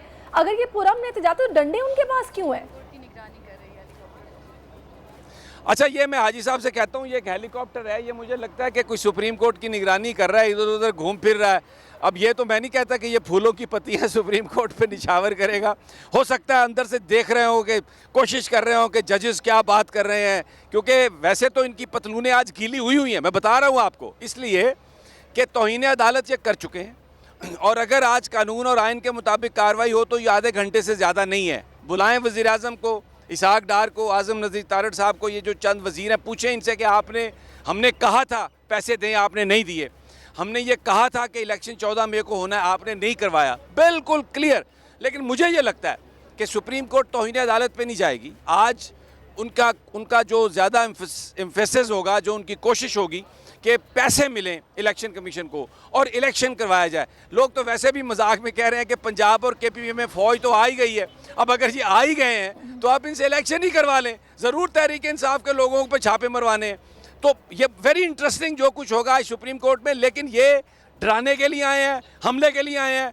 जजेस जो हैं उनकी बॉडी लैंग्वेज ऐसी है कि वो कहते हैं तुसी जो करना है कर लो, अगर हमें कोई कुर्बानी देनी पड़ी तो हम देंगे, हम आइन के साथ खड़े हैं। और वकीलों की बड़ी तादाद इसके साथ फैसले पे असरअंदाज। समीर साहब, यकीनन ये लोग समझ रहे हैं कि डराने से वो डर जाएंगे, लेकिन आप बता रहे हैं कि वो बिल्कुल बॉडी लैंग्वेज बता रही है कि वो डरने वाले नहीं है। तो क्या ये डराना उनके लिए नेगेटिव हो जाएगा फैसले में? देखिए, आप जो आपने बात कही है ना, मैं अगर आप रिपीट कर दें, मैं इनके डराने से क्या फैसले के ऊपर सर कोई नेगेटिव इंपैक्ट आएगा? इनके डराने की वजह से, इनकी इस टेक्निक की वजह से ये जो मर्जी कर लें, मैं आपको बताऊं, जो मर्जी कर लें। ये एक लाहौर की एक तकरीब में कुछ लोग थे, उन्होंने वहाँ पर कुछ जजेस भी शरीक थे, तो उन्होंने कहा कि जो जजेस की बॉडी लैंग्वेज है, जो जजेस के चेहरे पर जो मुस्कुराहटें हैं, जजेस ने देखें, उमर अताब बंदयाल साहब कमरे अदालत में कह चुके हैं कि अगर सेक्रीफाइस करना पड़ा तो ठीक है, हम सेक्रीफाइस कर लेंगे। तो इसलिए आइन और कानून से हट के as long as Umar Ata Bandial is chief justice और ये 2 मेंबर उनके साथ बैठे हैं, ये 3 मेंबर बेंच का, तो हम कह सकते हैं कि ये इलेक्शन के मामले में जो ताख़ीर है उस पर जो ये एक्शन लेंगे वो एग्जाम्पलरी होगा। क्योंकि उमर अताब बंदयाल साहब कह चुके हैं कि अगर आपने कोई फैसला नहीं अमल दरामद हुआ तो अमल दरामद बेंच मौजूद है, आप दरख्वास्त दें और फिर देखें क्या होता है। तो ये वेरी इंटरेस्टिंग। लेकिन मेरा अपना ख्याल है कि सारे के सारे जजेस आइन के लिए उनके यही जज्बात होंगे। 90 दिनों में इलेक्शन, तो but let's see what happens. अब ये हमारे पीछे कुछ लोग हैं जो इस वक्त मुझे नहीं पता कि वो उनके नज़दीक आइन की जो है पासदारी ये है कि बस हर इलीगल चीज़ को आप लीगल कहते रहे कि फलां ये कह रहा है, फलां ये कह रहा है। I don't know, आप दिखाएं कि this is what we are. क्या हो रहा है समी साहब। मैं बड़ा इंटरेस्टेड हूं to know what is happening behind you. ये आप इनको हाँ, अब ये वाकई नीलम सही कह रही हैं कि इन मौलाना को, अब मुझे नहीं पता ये क्या कह रहे हैं, लेकिन इन्होंने दस्तूर पाकिस्तान पकड़ा हुआ है और ये अब ये बेसिकली कह रहे हैं सरकारी अमलाक को नुकसान की इजाज़त नहीं देंगे। कोई भी नहीं देना चाहता। कौन देना चाहता है सरकारी अमलाक को बर्बाद करने की इजाज़त, और कौन हमें अपने इदारों पर हमला की इजाज़त दे सकता है। लेकिन वो जो रेंजर्स ने उठाया था इमरान खान को खींच के, वो कहाँ पर हुआ? क्या उसकी इजाज़त हो सकती है? लोग गुस्से में हैं, इसलिए गुस्से में हैं कि आपने एक साबिक वज़ीर आज़म और सबसे पॉपुलर लीडर को जिस तरीके से गिरफ्तार किया, और ये हमेशा बेचते रहे हैं इसी तरह। इन्होंने 77 में क्या तहरीक चलाई थी, क्या क्या कर इन सब ने कि निज़ाम मुस्तफ़ा लाएंगे, और फिर बीच में ज़ियाउल हक़ से वजारतें लेके बैठ गए। तो हुकूमत ये करना चाहते हैं। जो लंदन प्लान इमरान खान कह रहे हैं एक्सपोज हो चुका है, ये आज का जो धरना है क्या ये उस लंदन प्लान का पार्ट है? क्योंकि ये इमरान खान ने कहा है कि जी हमारी जमात को ये बैन करना चाहते हैं और इसीलिए मुकदमे भी हो रहे हैं, छापे भी हो रहे हैं, सब कुछ किया जा रहा है।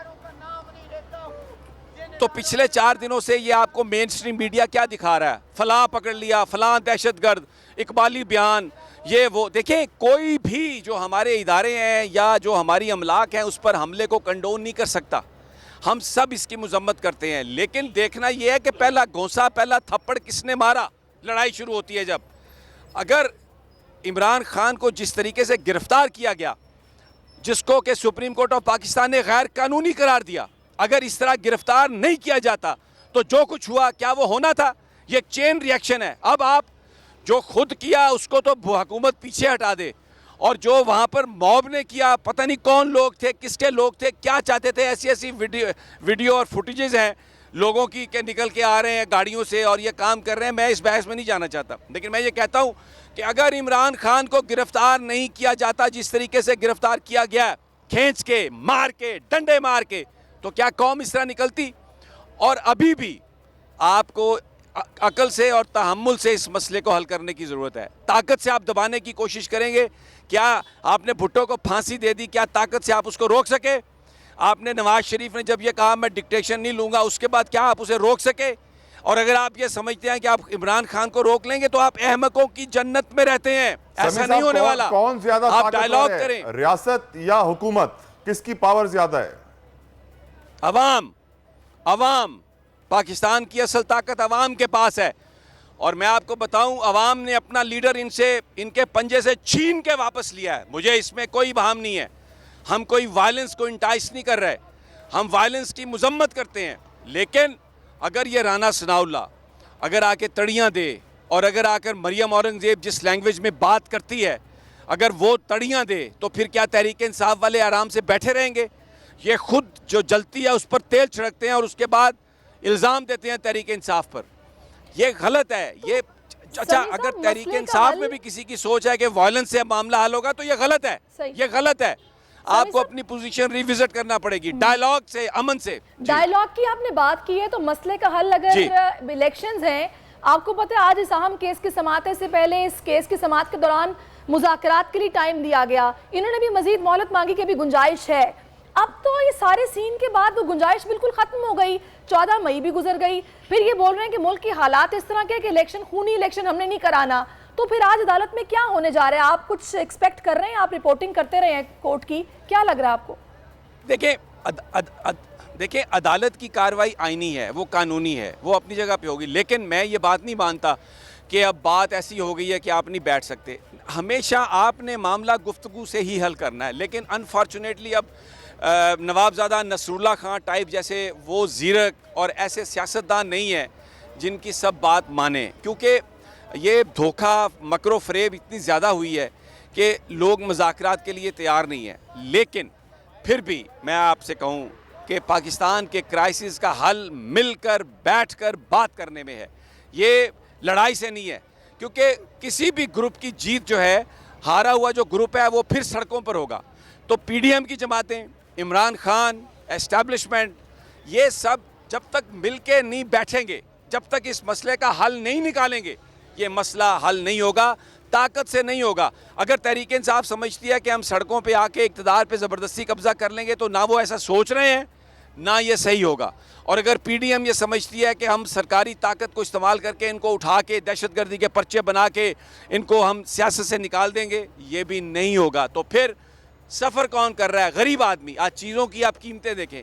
मैं यहाँ पर खड़ा अगर मैं बता रहा होता कि आज तेल इतना है, महंगाई इतनी है, तो ये लोगों की बात थी, लेकिन हमको एक ऐसी बहस में डाल दिया गया जो गलत है, जो पाकिस्तान को फेवर नहीं दे रही।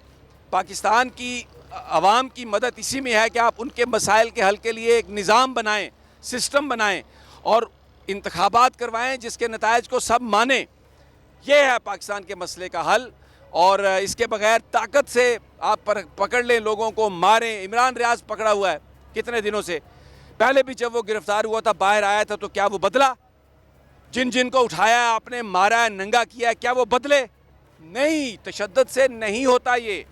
आपको लोगों के हार्ट्स एंड माइंड्स विन करने हैं, मोहब्बत से, आर्ग्यूमेंट से, मार पीट के नहीं। This is wrong. अल्लाह करे ऐसा हो, अल्लाह करे समी साहब ऐसा हो, मुज़ाकरात हों, लोगों को मारना पीटना बंद किया जाए, उनके दिल जीतने की बात की जाए, ऐसा हो। हम आपके पास दोबारा वापस आएंगे समी साहब। यकीनन मौसम भी काफ़ी गर्म लग रहा है और आज तो बड़ा इंपॉर्टेंट डे भी है, तो आपसे हम अपडेट्स लेते रहेंगे। आजकल सबकी ही सुबह आउट ऑफ कंट्रोल है, दुनिया बोल है, पूरी दुनिया बोल है। वेलकम बैक टू दुनिया बोल है। और हम ब्रेक पे जाने से पहले बात कर रहे थे स्किन के प्रॉब्लम्स के हवाले से, और सहरिश ये बता रही थी कि वो आज बहुत ज़्यादा मेकअप करके आई हैं, लेकिन फिर भी हकीम साहब उनसे ज़्यादा खूबसूरत लग रहे हैं। ये फैसला मैं नाज़रीन आप पर छोड़ देती हूँ, आप बिल्कुल अपना फीडबैक दें। सोशल मीडिया पर आप सहरिश के हैंडल पे जाके इस पोल का जवाब भी दे सकते हैं। उन्होंने अपनी स्टोरी में सवाल पूछा है, ज़रूर जवाब दीजिए, कौन ज़्यादा खूबसूरत, सहरिश या हकीम साहब? ठीक है, अब हकीम साहब आप बताइए। देखें माशाल्लाह आप वैसे ही प्यारी हैं और बगैर मेकअप के भी प्यारी हैं। मैंने ये नहीं पूछा। ये तस्दीक करना बड़ा मुश्किल कर दिया इन्होंने काम, बगैर मेकअप के भी प्यारी हैं। क्योंकि मोस्टली अगर आप खवातीन को बगैर मेकअप के देखो तो डर जाता है आदमी, कहते क्या ये वही औरत है? नहीं नकीम साहब, ये कितना बुरा परसेप्शन बनाया हुआ है ये बिला वजह। मतलब मैं झूठ बोलूं तो अल्लाह जो है ना मुझे अभी मार दे। क्योंकि हकीकत है सहरिश, वो बिना मेकअप के इतनी खौफनाक होती है, मेकअप के बाद बंदा बोलता है अच्छा ये वही औरत है। मेरा ख्याल है कि इनकी बेगम से की बात करनी पड़ेगी। मैं सहरिश के सारे प्रॉब्लम से मेरी बेगम पे खत्म हो जाते हैं। बिल्कुल जाहिर है, जब आपके मेरे से शुरू हो रहे हैं तो मैं तो उन्हीं पे खत्म करूंगी। मैं सबकी बात कर रहा हूँ, आपकी नहीं कर रहा हूँ। जनरल वो भी तो खातून है ना, मैं उनसे पूछूंगी कि अपने जो हजरत है ना उनकी आप व्यूज चेंज करें प्लीज। आप लोग मेरी खूबसूरती को लेके इतना आगे क्यों चले? शाहज़ाद अपना नुस्खा बताएं, अपना नुस्खा बताएं, नहीं तो हम लोग इन्हीं बातों में लगे रहेंगे। बताइए क्या टोटका लाएं आज? अच्छा देखिए, जिस तरीके से सहरिश अभी आपने कहा कि बुखार, एक तो बुखार साथ में गला ख़राब होना, जब गला ख़राब होगा तो जाहिर बात है बुखार भी होगा, और इसकी वजह से खांसी होती है, गले में खराश होती है और खांसी शुरू हो जाती है। बाज़ औक़ात खांसी इस कदर शिद्दत की होती है कि बलगम की शिद्दत आ जाती है। तो आज एक ऐसी रेमेडी मैं बता रहा हूँ जिससे बुखार भी ख़त्म होगा, खांसी भी ख़त्म होगी और साथ में जो गला ख़राब है वो भी ठीक होगा, और वो भी सिर्फ 2 या 3 दिन के अंदर अंदर। आपने लेना है ये काली किशमिश, 5 दाने काली किशमिश ऐसे 1.25 कप पानी में डाल लें आप, और इसमें ये बरगे बांसा है, ये 1 चाय वाली चम्मच डाल के इसे उबाल लें। ये कहवा बन जाएगा। 1 कप सुबह 1 कप शाम पिएँ। 5 साल से लेके 10 साल तक के बच्चे 1 चम्मच सुबह 1 चम्मच शाम पिएँ। 10 साल से ज़्यादा वाले 2 चम्मच सुबह 2 चम्मच शाम पिएँ। 15 साल से ज़्यादा वाले 1 कप सुबह 1 कप शाम पिएँ दिन में, सिर्फ 2 या 3 दिन के लिए। खांसी बलगम रेशा सब खत्म है। दूसरा, गर्मी की शिद्दत ज़्यादा फील हो रही है, हीट वेव्स आ रहा है, और दूसरा ये है कि इसकी वजह से स्किन पे भी इसके असरात पड़ते हैं। तो अपनी स्किन को बेहतर करने के लिए और साथ में गर्मी की शिद्दत को कम महसूस हो, आपको एक रेमेडी आपको बता रहा हूँ, जिससे ये है कि अगर आपको हार्ट बर्निंग, मैदे में जलन, पेट में अफारा हो जाता हो, पेट में जलन हो जाती है, हाथ पांव जल रहे हो, पसीने की शिद्दत बहुत ज़्यादा आ रही है, गर्मी ज़्यादा फील हो रही है, जिसकी वजह से आपकी स्किन डैमेज होती है, तो आपने सिर्फ ये 3 चीज़ें लेनी है। एक गिलास पानी लेना है, और इसके अंदर ये हम इससे सामने रख देते हैं, 1 चाय वाली चम्मच इस पर होल दाना, और 1 चाय वाली चम्मच तुख्मे बलंगा और 1 चाय वाली चम्मच गोंद कतीरा। ये गोंद कतीरा डिजॉल्व हो जाता है? हाँ हाँ, ये फूल जाता है ये।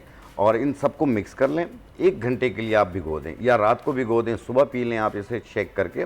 इसमें कोई सा भी आप लाल मशरूब भी मिला सकते हैं, अगर लाल मशरूब नहीं मिला सकते हैं तो इसमें आप ब्राउन शुगर भी मिला सकते हैं। ये क्योंकि ये फीका होता है, इसका कोई जायका नहीं है। अच्छा, मैं हकीम साहब आपको एक बात बताऊँ कि जो वेट रिड्यूस का अक्सर आजकल तो खैर हर खातून ये चाहती है कि उसका वज़न कम हो, तो सर्दियों में हमें प्यास कम लगती है, तो गर्मियाँ आई थिंक बेस्ट टाइम होता है वेट रिड्यूस करने के लिए भी, क्योंकि आप जब एक्सरसाइज करते हैं पसीना भी ज़्यादा आता है और पानी भी ज़्यादा पीते हैं। तो कुछ इस हवाले से भी कोई टोटका बताएं ना कि देखिए, वज़न आप कैसे अपनी कम किया नींद जाए। पूरी करें। और दूसरी चीज़, ज़िंदगी में जैसे आपके 24 घंटे होते हैं, 8 घंटा सोएंगे आप, बाकी आपके पास बचेंगे 16 घंटे। 16 घंटों में आप दुनिया को जितना टाइम देना है दे दें, आधा घंटा अपने लिए निकाल लें।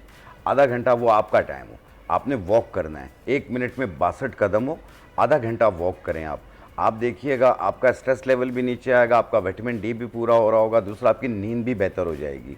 और एक छोटी सी रेमेडी है, आपने लेना है ज़ीरा सफ़ेद, अलसी के बीज और अजवाइन के पत्ते। ज़ीरा सफ़ेद, अलसी के बीज और अजवाइन के पत्ते, ये तीनों चीज़ें 100-100 ग्राम लेके मिला के बारीक पाउडर बना लें और 1 चाय वाली चम्मच सुबह, 1 चाय वाली चम्मच शाम, चाहे खाने से पहले ले लें या खाने के बाद ले लें, कोई हर्ज नहीं है। सादा पानी के साथ लें, हर 5-6 दिनों में 1 किलो वज़न कम होगा।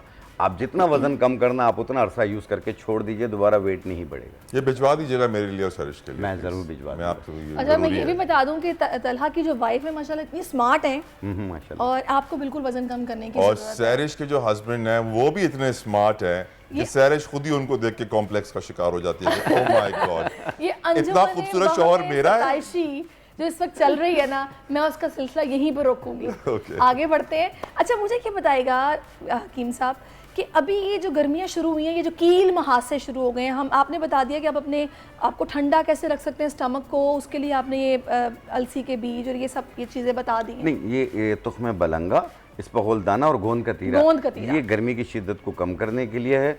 और जो मैंने वेट कम करने के लिए बताया वो अलसी के बीज, ज़ीरा सफ़ेद और अजवाइन के पत्ते उबाल के पीना है? नहीं, उनको मिला के बारीक पाउडर बनाए, 1 चाय वाली चम्मच सुबह, 1 चाय वाली चम्मच शाम पीना है पानी के साथ। और कील महासों का इलाज? कील महासे जैसे वाइट हेड, ब्लैक हेड्स हो जाते हैं, धब्बे बनते हैं, 2 टोन चेहरा होता है, बाजू का ऐसा होता है बटरफ्लाई की तरह चेहरा हो रहा होता है, यूँ धब्बे कभी ज़्यादा हो जाते हैं कभी कम हो जाते हैं, और कलर भी ढिम हो रहा होता है, बाज़ लोगों की गर्दन भी काली हो रही होती है।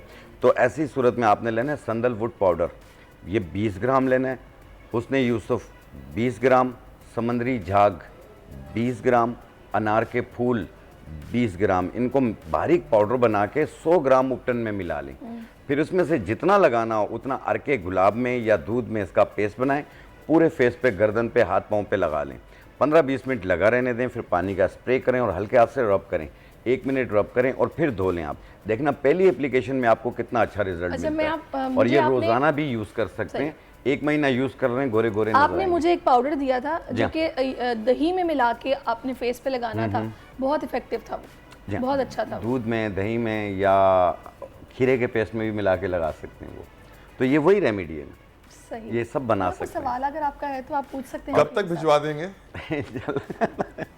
मेरा क्या सवाल है कि मैं तो हुस्न के बारे में कमी बोलता हूँ सैरिश, आपको सैरिश एक चीज़ बताऊँ मैं, इस मौसम में जो बहुत ज़्यादा तकलीफ़ में लोग हैं ना इस वक्त, वो हैं घुटनों के दर्द के, जोड़ों के दर्द के पेशेंट। और वो जब चलते हैं तो टक टक आवाज़ आती है, बैठते हैं तो उठना मुश्किल होता है। मैं भी जब चलती हूँ तो टक टक पाँव में से आवाज़ आती है। लेकिन दर्द भी करता है ना उनका, आपका दर्द नहीं करता ना। देखो वो दर्द भी करता है, घुटनों में गैप आ जाता है, फिर उसके बाद कहीं पे बैठ जाते हैं तो उठना मुश्किल होता है, चीज़ें पकड़ के उठ रहे होते हैं, जैसे हिम्मत ख़त्म हो रही है। और इसमें एक एक जोड़ में दर्द महसूस होता है, अगर उसमें स्वेलिंग महसूस हो रही हो तो वो रोमेटाइज अर्थराइटिस होती है, ये अर्थराइटिस है। तो इन दोनों को ठीक करने के लिए आपने लेना है सफ़ेद मूसली, इसमें विटामिन डी की मिकदार बहुत पाई जाती है। अजगन नागौरी, इसमें विटामिन B12 और B6 पाया जाता है। ये दोनों चीज़ें 50-50 ग्राम। जड़ इलायची लकड़ी, ये भी 50 ग्राम। सूरजजान शीरी 20 ग्राम। इनको मिला के बारीक पाउडर बना लें, 1 चाय वाली चम्मच सुबह, 1 चाय वाली चम्मच शाम, 1 कप दूध या पानी से। ये कंटिन्यू कुछ अर्सा यूज़ करना है, 4-5 दिनों में काफ़ी बेहतरी आ जाएगी। लेकिन इसको रोकना नहीं, इसको 2-3 महीने यूज़ करके छोड़ दीजिए और फिर वॉक कीजिए, आपको तकलीफ नहीं होगी।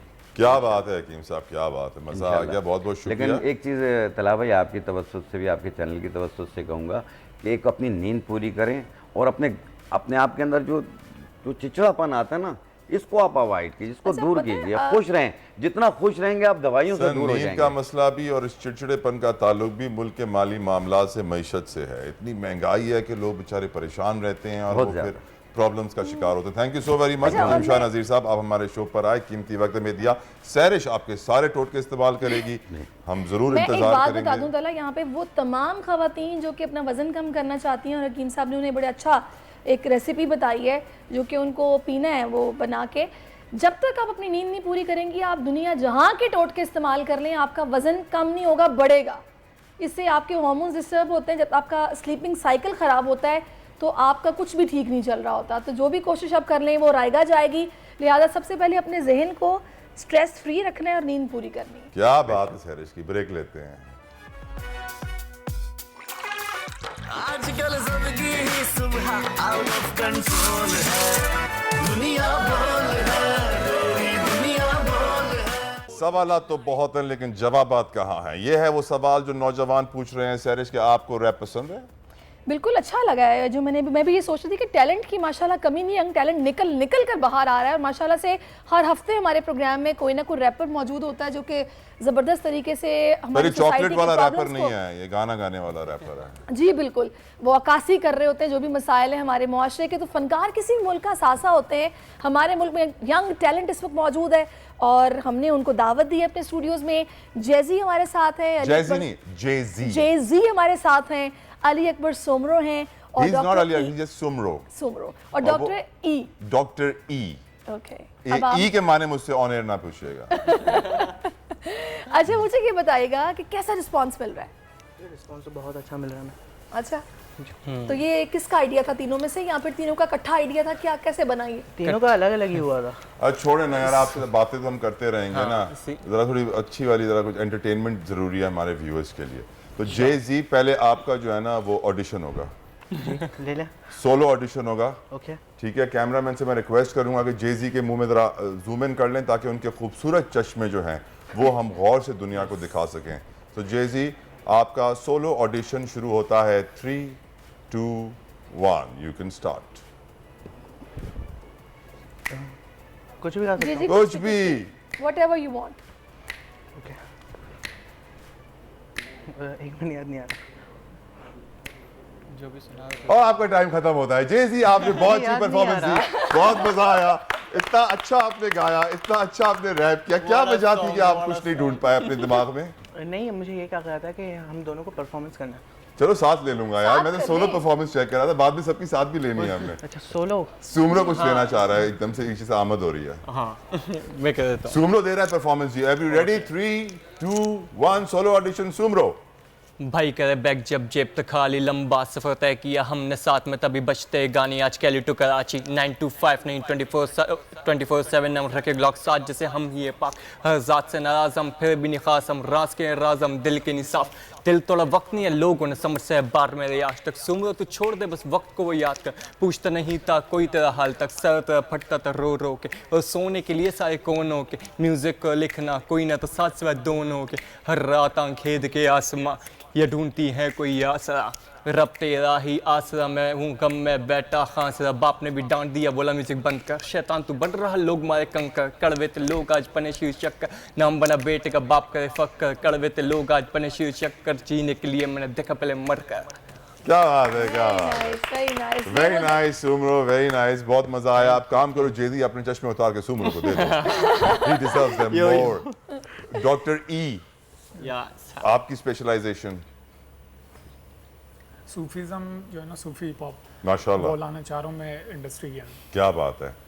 तो कुछ सुनाएंगे सूफी पॉप से मुराद आपकी क्या है डॉक्टर ई? टेस्टर दें।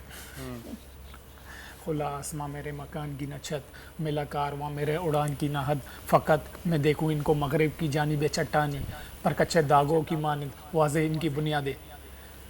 सीधी बात अकल नापती नहीं गुनिया से, तमतकार दावेदार बशऊरी के बे कौन से वसाइल ज़र्रे भी न बचने दुनिया के। स्याही कलम और कागज़ मेरी वसीयत, मेरे शजर की शाखों का साया वसीयत। अब तो ये वाजिब मुझे रखना पड़ता, फर्क तेरा बुक जाड़े आता वैसे जब तू दे नसीहत। क्या बात है, वेरी नाइस वेरी नाइस। हाँ, अब जेजी को गैरत आ गई, जेजी कह रहा है मेरी मुझे बारी। उस वक्त पता नहीं था ना, मुझे लगा था चलो जेजी 3 2 1 रोल। हद पार करके लड़कियां निकले हाथ से, खौफ इतना काफिले ये दुश्मनों के काम थे अंगार, मेरा लफ्ज़ जब भी लिखता मिलते राख में। आप खुद ही अब ये सोचोएंगे कैसे लौंडे हाथ में। सड़क पे इतना घूमा मैं, सड़क टॉक सीखा, छोटी सी उम्र में ही उम्र से ज़्यादा सीखा। लोग दिखाते नीचे कितनी बार दिल टूटा, जितनी बार दिल टूटा उतनी बार नया सीखा। हर एक सवाल का जवाब मुँह तोड़ दूंगा, न लग तू मेरे मुँह में तेरा मुँह ही तोड़ दूंगा। Put on in a double slate, लो मेरी मिसाल मुझे जैसे तुम देखोगे मैं तो वैसे ही दिखूंगा। एटम होते चेंज, एटम करे गेम, मैं कितनों का तो सगा मेरा सगा बने गेम। मैं बना तेरा सगा, मेरा सगा कौन बना, जो भी बना मेरा सगा आज भी साथ मेरे खड़ा आके देख। मैं जान लूंगा तेरी मुझे जान कह कर देख। क्या बात है, कैसे लिखते हो, क्या हाँ, इंस्पिरेशन क्या होती है? कलम से लिखते हैं। ख्याल, वो सोच, वो क्या होती है, ये तो बताएं आप। माहौल को ऑब्जर्व करते हैं हम ज़्यादातर। तो सैरिश को जो देख के आप चल क्या रहा ऑब्जर्व कर रहे होंगे इस वक्त? जैसे क्या कुछ बना सकते हैं सैरिश के लिए? मेरी तरफ आ जाता है। पार्टी सॉन्ग कर लिख लो। सकते हैं इस वक्त। हाँ, मैं चाहता हूँ कि ना हम बाद एंड ऑफ इट एक सैरिश के ऊपर भी एक रैप लिखें। श्योर श्योर, मतलब हाँ गा के जाएंगे फिर। गा के जाएंगे अभी इतनी सैरिश जल्दी के लिख लिए। कैसे लेंगे आप? सोच कैसे लेंगे आप? इंस्पिरेशन अच्छी हो तो लिख लेते हैं। लेकिन चले चलो एक बहुत सीरियस सवाल। इस सोसाइटी में, इस महंगाई में आप लोगों ने म्यूजिशियन बनने का सोचा है? यस। ये मतलब घर वाले, सोसाइटी नहीं कह रहे हो कि बेटा पागल हो गया है? वो तो कह रहे हैं ना अपने रैप में कि बाप बोल रहा है कि शैतानों वाला काम है और हम करवाएंगे और तो नहीं। इस सोसाइटी को आप कैसे फेस कर रहे हो? इस वक्त इकोनॉमिक क्राइसिस को आप कैसे फेस कर रहे हो? इतना बड़ा डिसीजन आपने लिया है, तो ये पार्ट टाइम है, ये फुल टाइम है? आपने जैसे ये बात की ना, ज़्यादातर लोग ये समझते हैं कि म्यूज़िक ना ऐसे ही ये लोग बस गा रहे हैं कुछ भी है, लेकिन म्यूज़िक बहुत महंगा है ना, ख़ासतौर पे पाकिस्तान के अंदर इस वक्त, क्योंकि इक्विपमेंट्स वगैरह हमें बाहर से मंगवाने पड़ते हैं। तो रिकॉर्डिंग कॉस्ट वगैरह में इतनी पड़ जाती है कि हमें पूरी सेविंग्स कर करके एक गाना बनाना पड़ता है। So that is struggle. अब हम जो कहना चाहते हैं ना, मैं आपके साथ सीधी ज़ुबान में डायरेक्टली वो बातें नहीं कर सकता, ठीक है? जो मेरा आर्ट है मैं उसके ज़रिए से अपनी वो बातें कर सकता हूँ जो मैं डीप इंसान में एक चार दीवारी के अंदर सोचता हूँ ना। अब दीवारों पे मुंह मारने से बेहतर मैं उस चीज़ को लिख देता हूँ, ठीक है? अब जैसे कि अगर मुल्क के हालात हैं, ठीक है, मैं होटल पे बैठ के चारों दोस्तों में ये बात नहीं करूँगा मुल्क में ये हो रहा है वो हो रहा है, ठीक है? मेरे अगर पर्सनल इशूज़ हैं, मैं जो चीज़ सोच रहा हूँ, जो चीज़ मेरे साथ गुजर रही है, ठीक है, या घर के क्राइसिस हैं, या दोस्तों में कुछ हुआ या कुछ भी है, ठीक है, या ऐसा होता है कि सोशल इश्यूज़ जितने भी हैं, ठीक है, टॉपिक्स डिफरेंट आ जाता है। अब रोज़ कोई ना कोई ट्रेंड पॉपअप कर रहा होता है, सोशल इश्यूज़ के अंदर भी कोई ना कोई हैशटैग ट्विटर पे ट्रेंड कर रहा होता है। सो उन चीज़ों के पीछे मसाइल वगैरह क्या है, और मोस्टली नौजवानों के मसाइल उसी से लिंक्ड है, क्योंकि जाहिर है जो मुल्क के हालात हैं तो वो तभी लोग आपको सुनते हैं कि आप लोग उनके जो मसाइल उनकी अक्कासी कर रहे होते हैं, आपके जज्बात या आपके अल्फाज, तो उसमें आपको उजागर करना चाहते हैं ताकि पता चले हुक्मरानों को कि ये प्रॉब्लम है जो जिनसे हम गुजर रहे हैं, कुछ सोचो, कुछ देखो। हम ये वैसे तो आपसे बात नहीं कर सकते, पर अपने टैलेंट के थ्रू आपको बताना चाह रहे हैं कि खुदारा कुछ रहम करें इस मुल्क में। अरबाब इक़्तिदार के कानों तक आवाज़ पहुंचाना बहुत मुश्किल होता है, लेकिन मुझे लग रहा है आप लोग खर्चे अपने कैसे पूरे करते हो? जेजी, मुझे आपके अब्बू तो बहुत रईस लग रहे हैं। नहीं रईस नहीं है वो। नहीं है? नहीं, मैं देख रहा हूँ महंगे जूते, चेन वेन, चांदी की चश्मे वश्मे, इम्पोर्टेड ब्रांडेड। आपने अभी एक सवाल पूछा था कि जब क्या रैपर पैसा कमा पा रहे हैं? हाँ यार, रैपर कैसे कमा पा रहे हैं? हम लोगों ने लाखों कमाए, अल्हम्दुलिल्लाह अल्हम्दुलिल्लाह। हम लोगों ने लाखों कमाए और हम लोगों ने काफ़ी जगह शोज़ किए हैं। हम लोगों ने एक एंथम सॉन्ग बना के दिया क्रिकेट का, DSL का एंथम हमने बनाया। Very nice. अभी रिसेंटली क्लाइमेट चेंज पे एक गाना करके दिया है मैंने, एक डॉक्यूमेंट्री फिल्म। क्या बात है। उससे पहले एक शॉर्ट फिल्म थी, उसके लिए मैंने गाना दिया। एक यूट्यूब चैनल के ना उनका फ्रेंड था, अभी एक मेरी बात चल रही थी बीच में, मैं नाम नहीं लूँगा कंपनी का, तो उनके साथ बात चल रही थी, तो उनको ना आर्टिस्ट काफ़ी सस्ते चाहिए थे, तो ना मैंने गाना देने से मना कर दिया। क्लोजिंग की तरफ भी जाना था ना, कुछ क्लोजिंग पे हम जा रहे हैं। हम चाहते हैं हम क्लोजिंग पे जाते जाते आपका एक कोरस सुनते हुए जाएं। अल्लाह हाफिज़ कहेंगे अपने व्यूअर्स को, मैं और सैरिश। और अब over to you guys, you will start in 3 2 1। Revolution का नहीं याद मुझे, हम कलाम का याद है। कलाम गा लो। खता शायद लिखी तेरे नाम है, कलम आज तुझसे हम कलाम, ये वक्त नहीं मेरा शायद, पर आने वाले वक्त को है ये पैगाम। आजकल जिंदगी ही सुबह आउट ऑफ कंट्रोल है, दुनिया बोल है, पूरी दुनिया बोल है।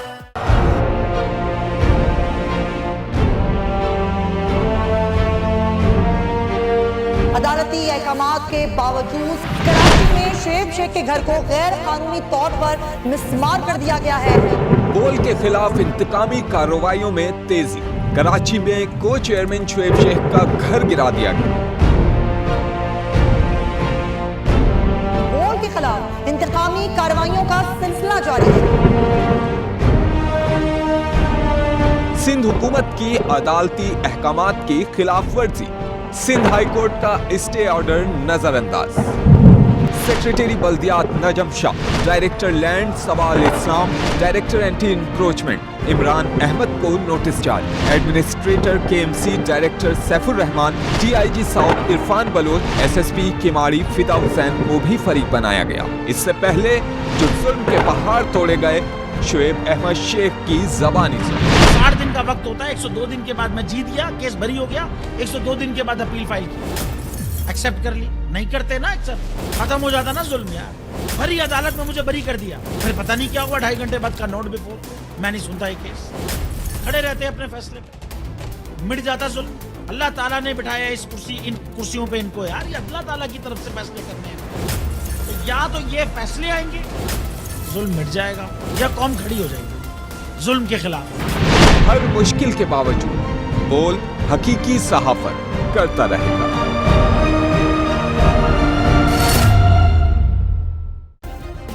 सब्सक्राइब करें और बेल दबाएं ताकि कोई खबर रह न जाए।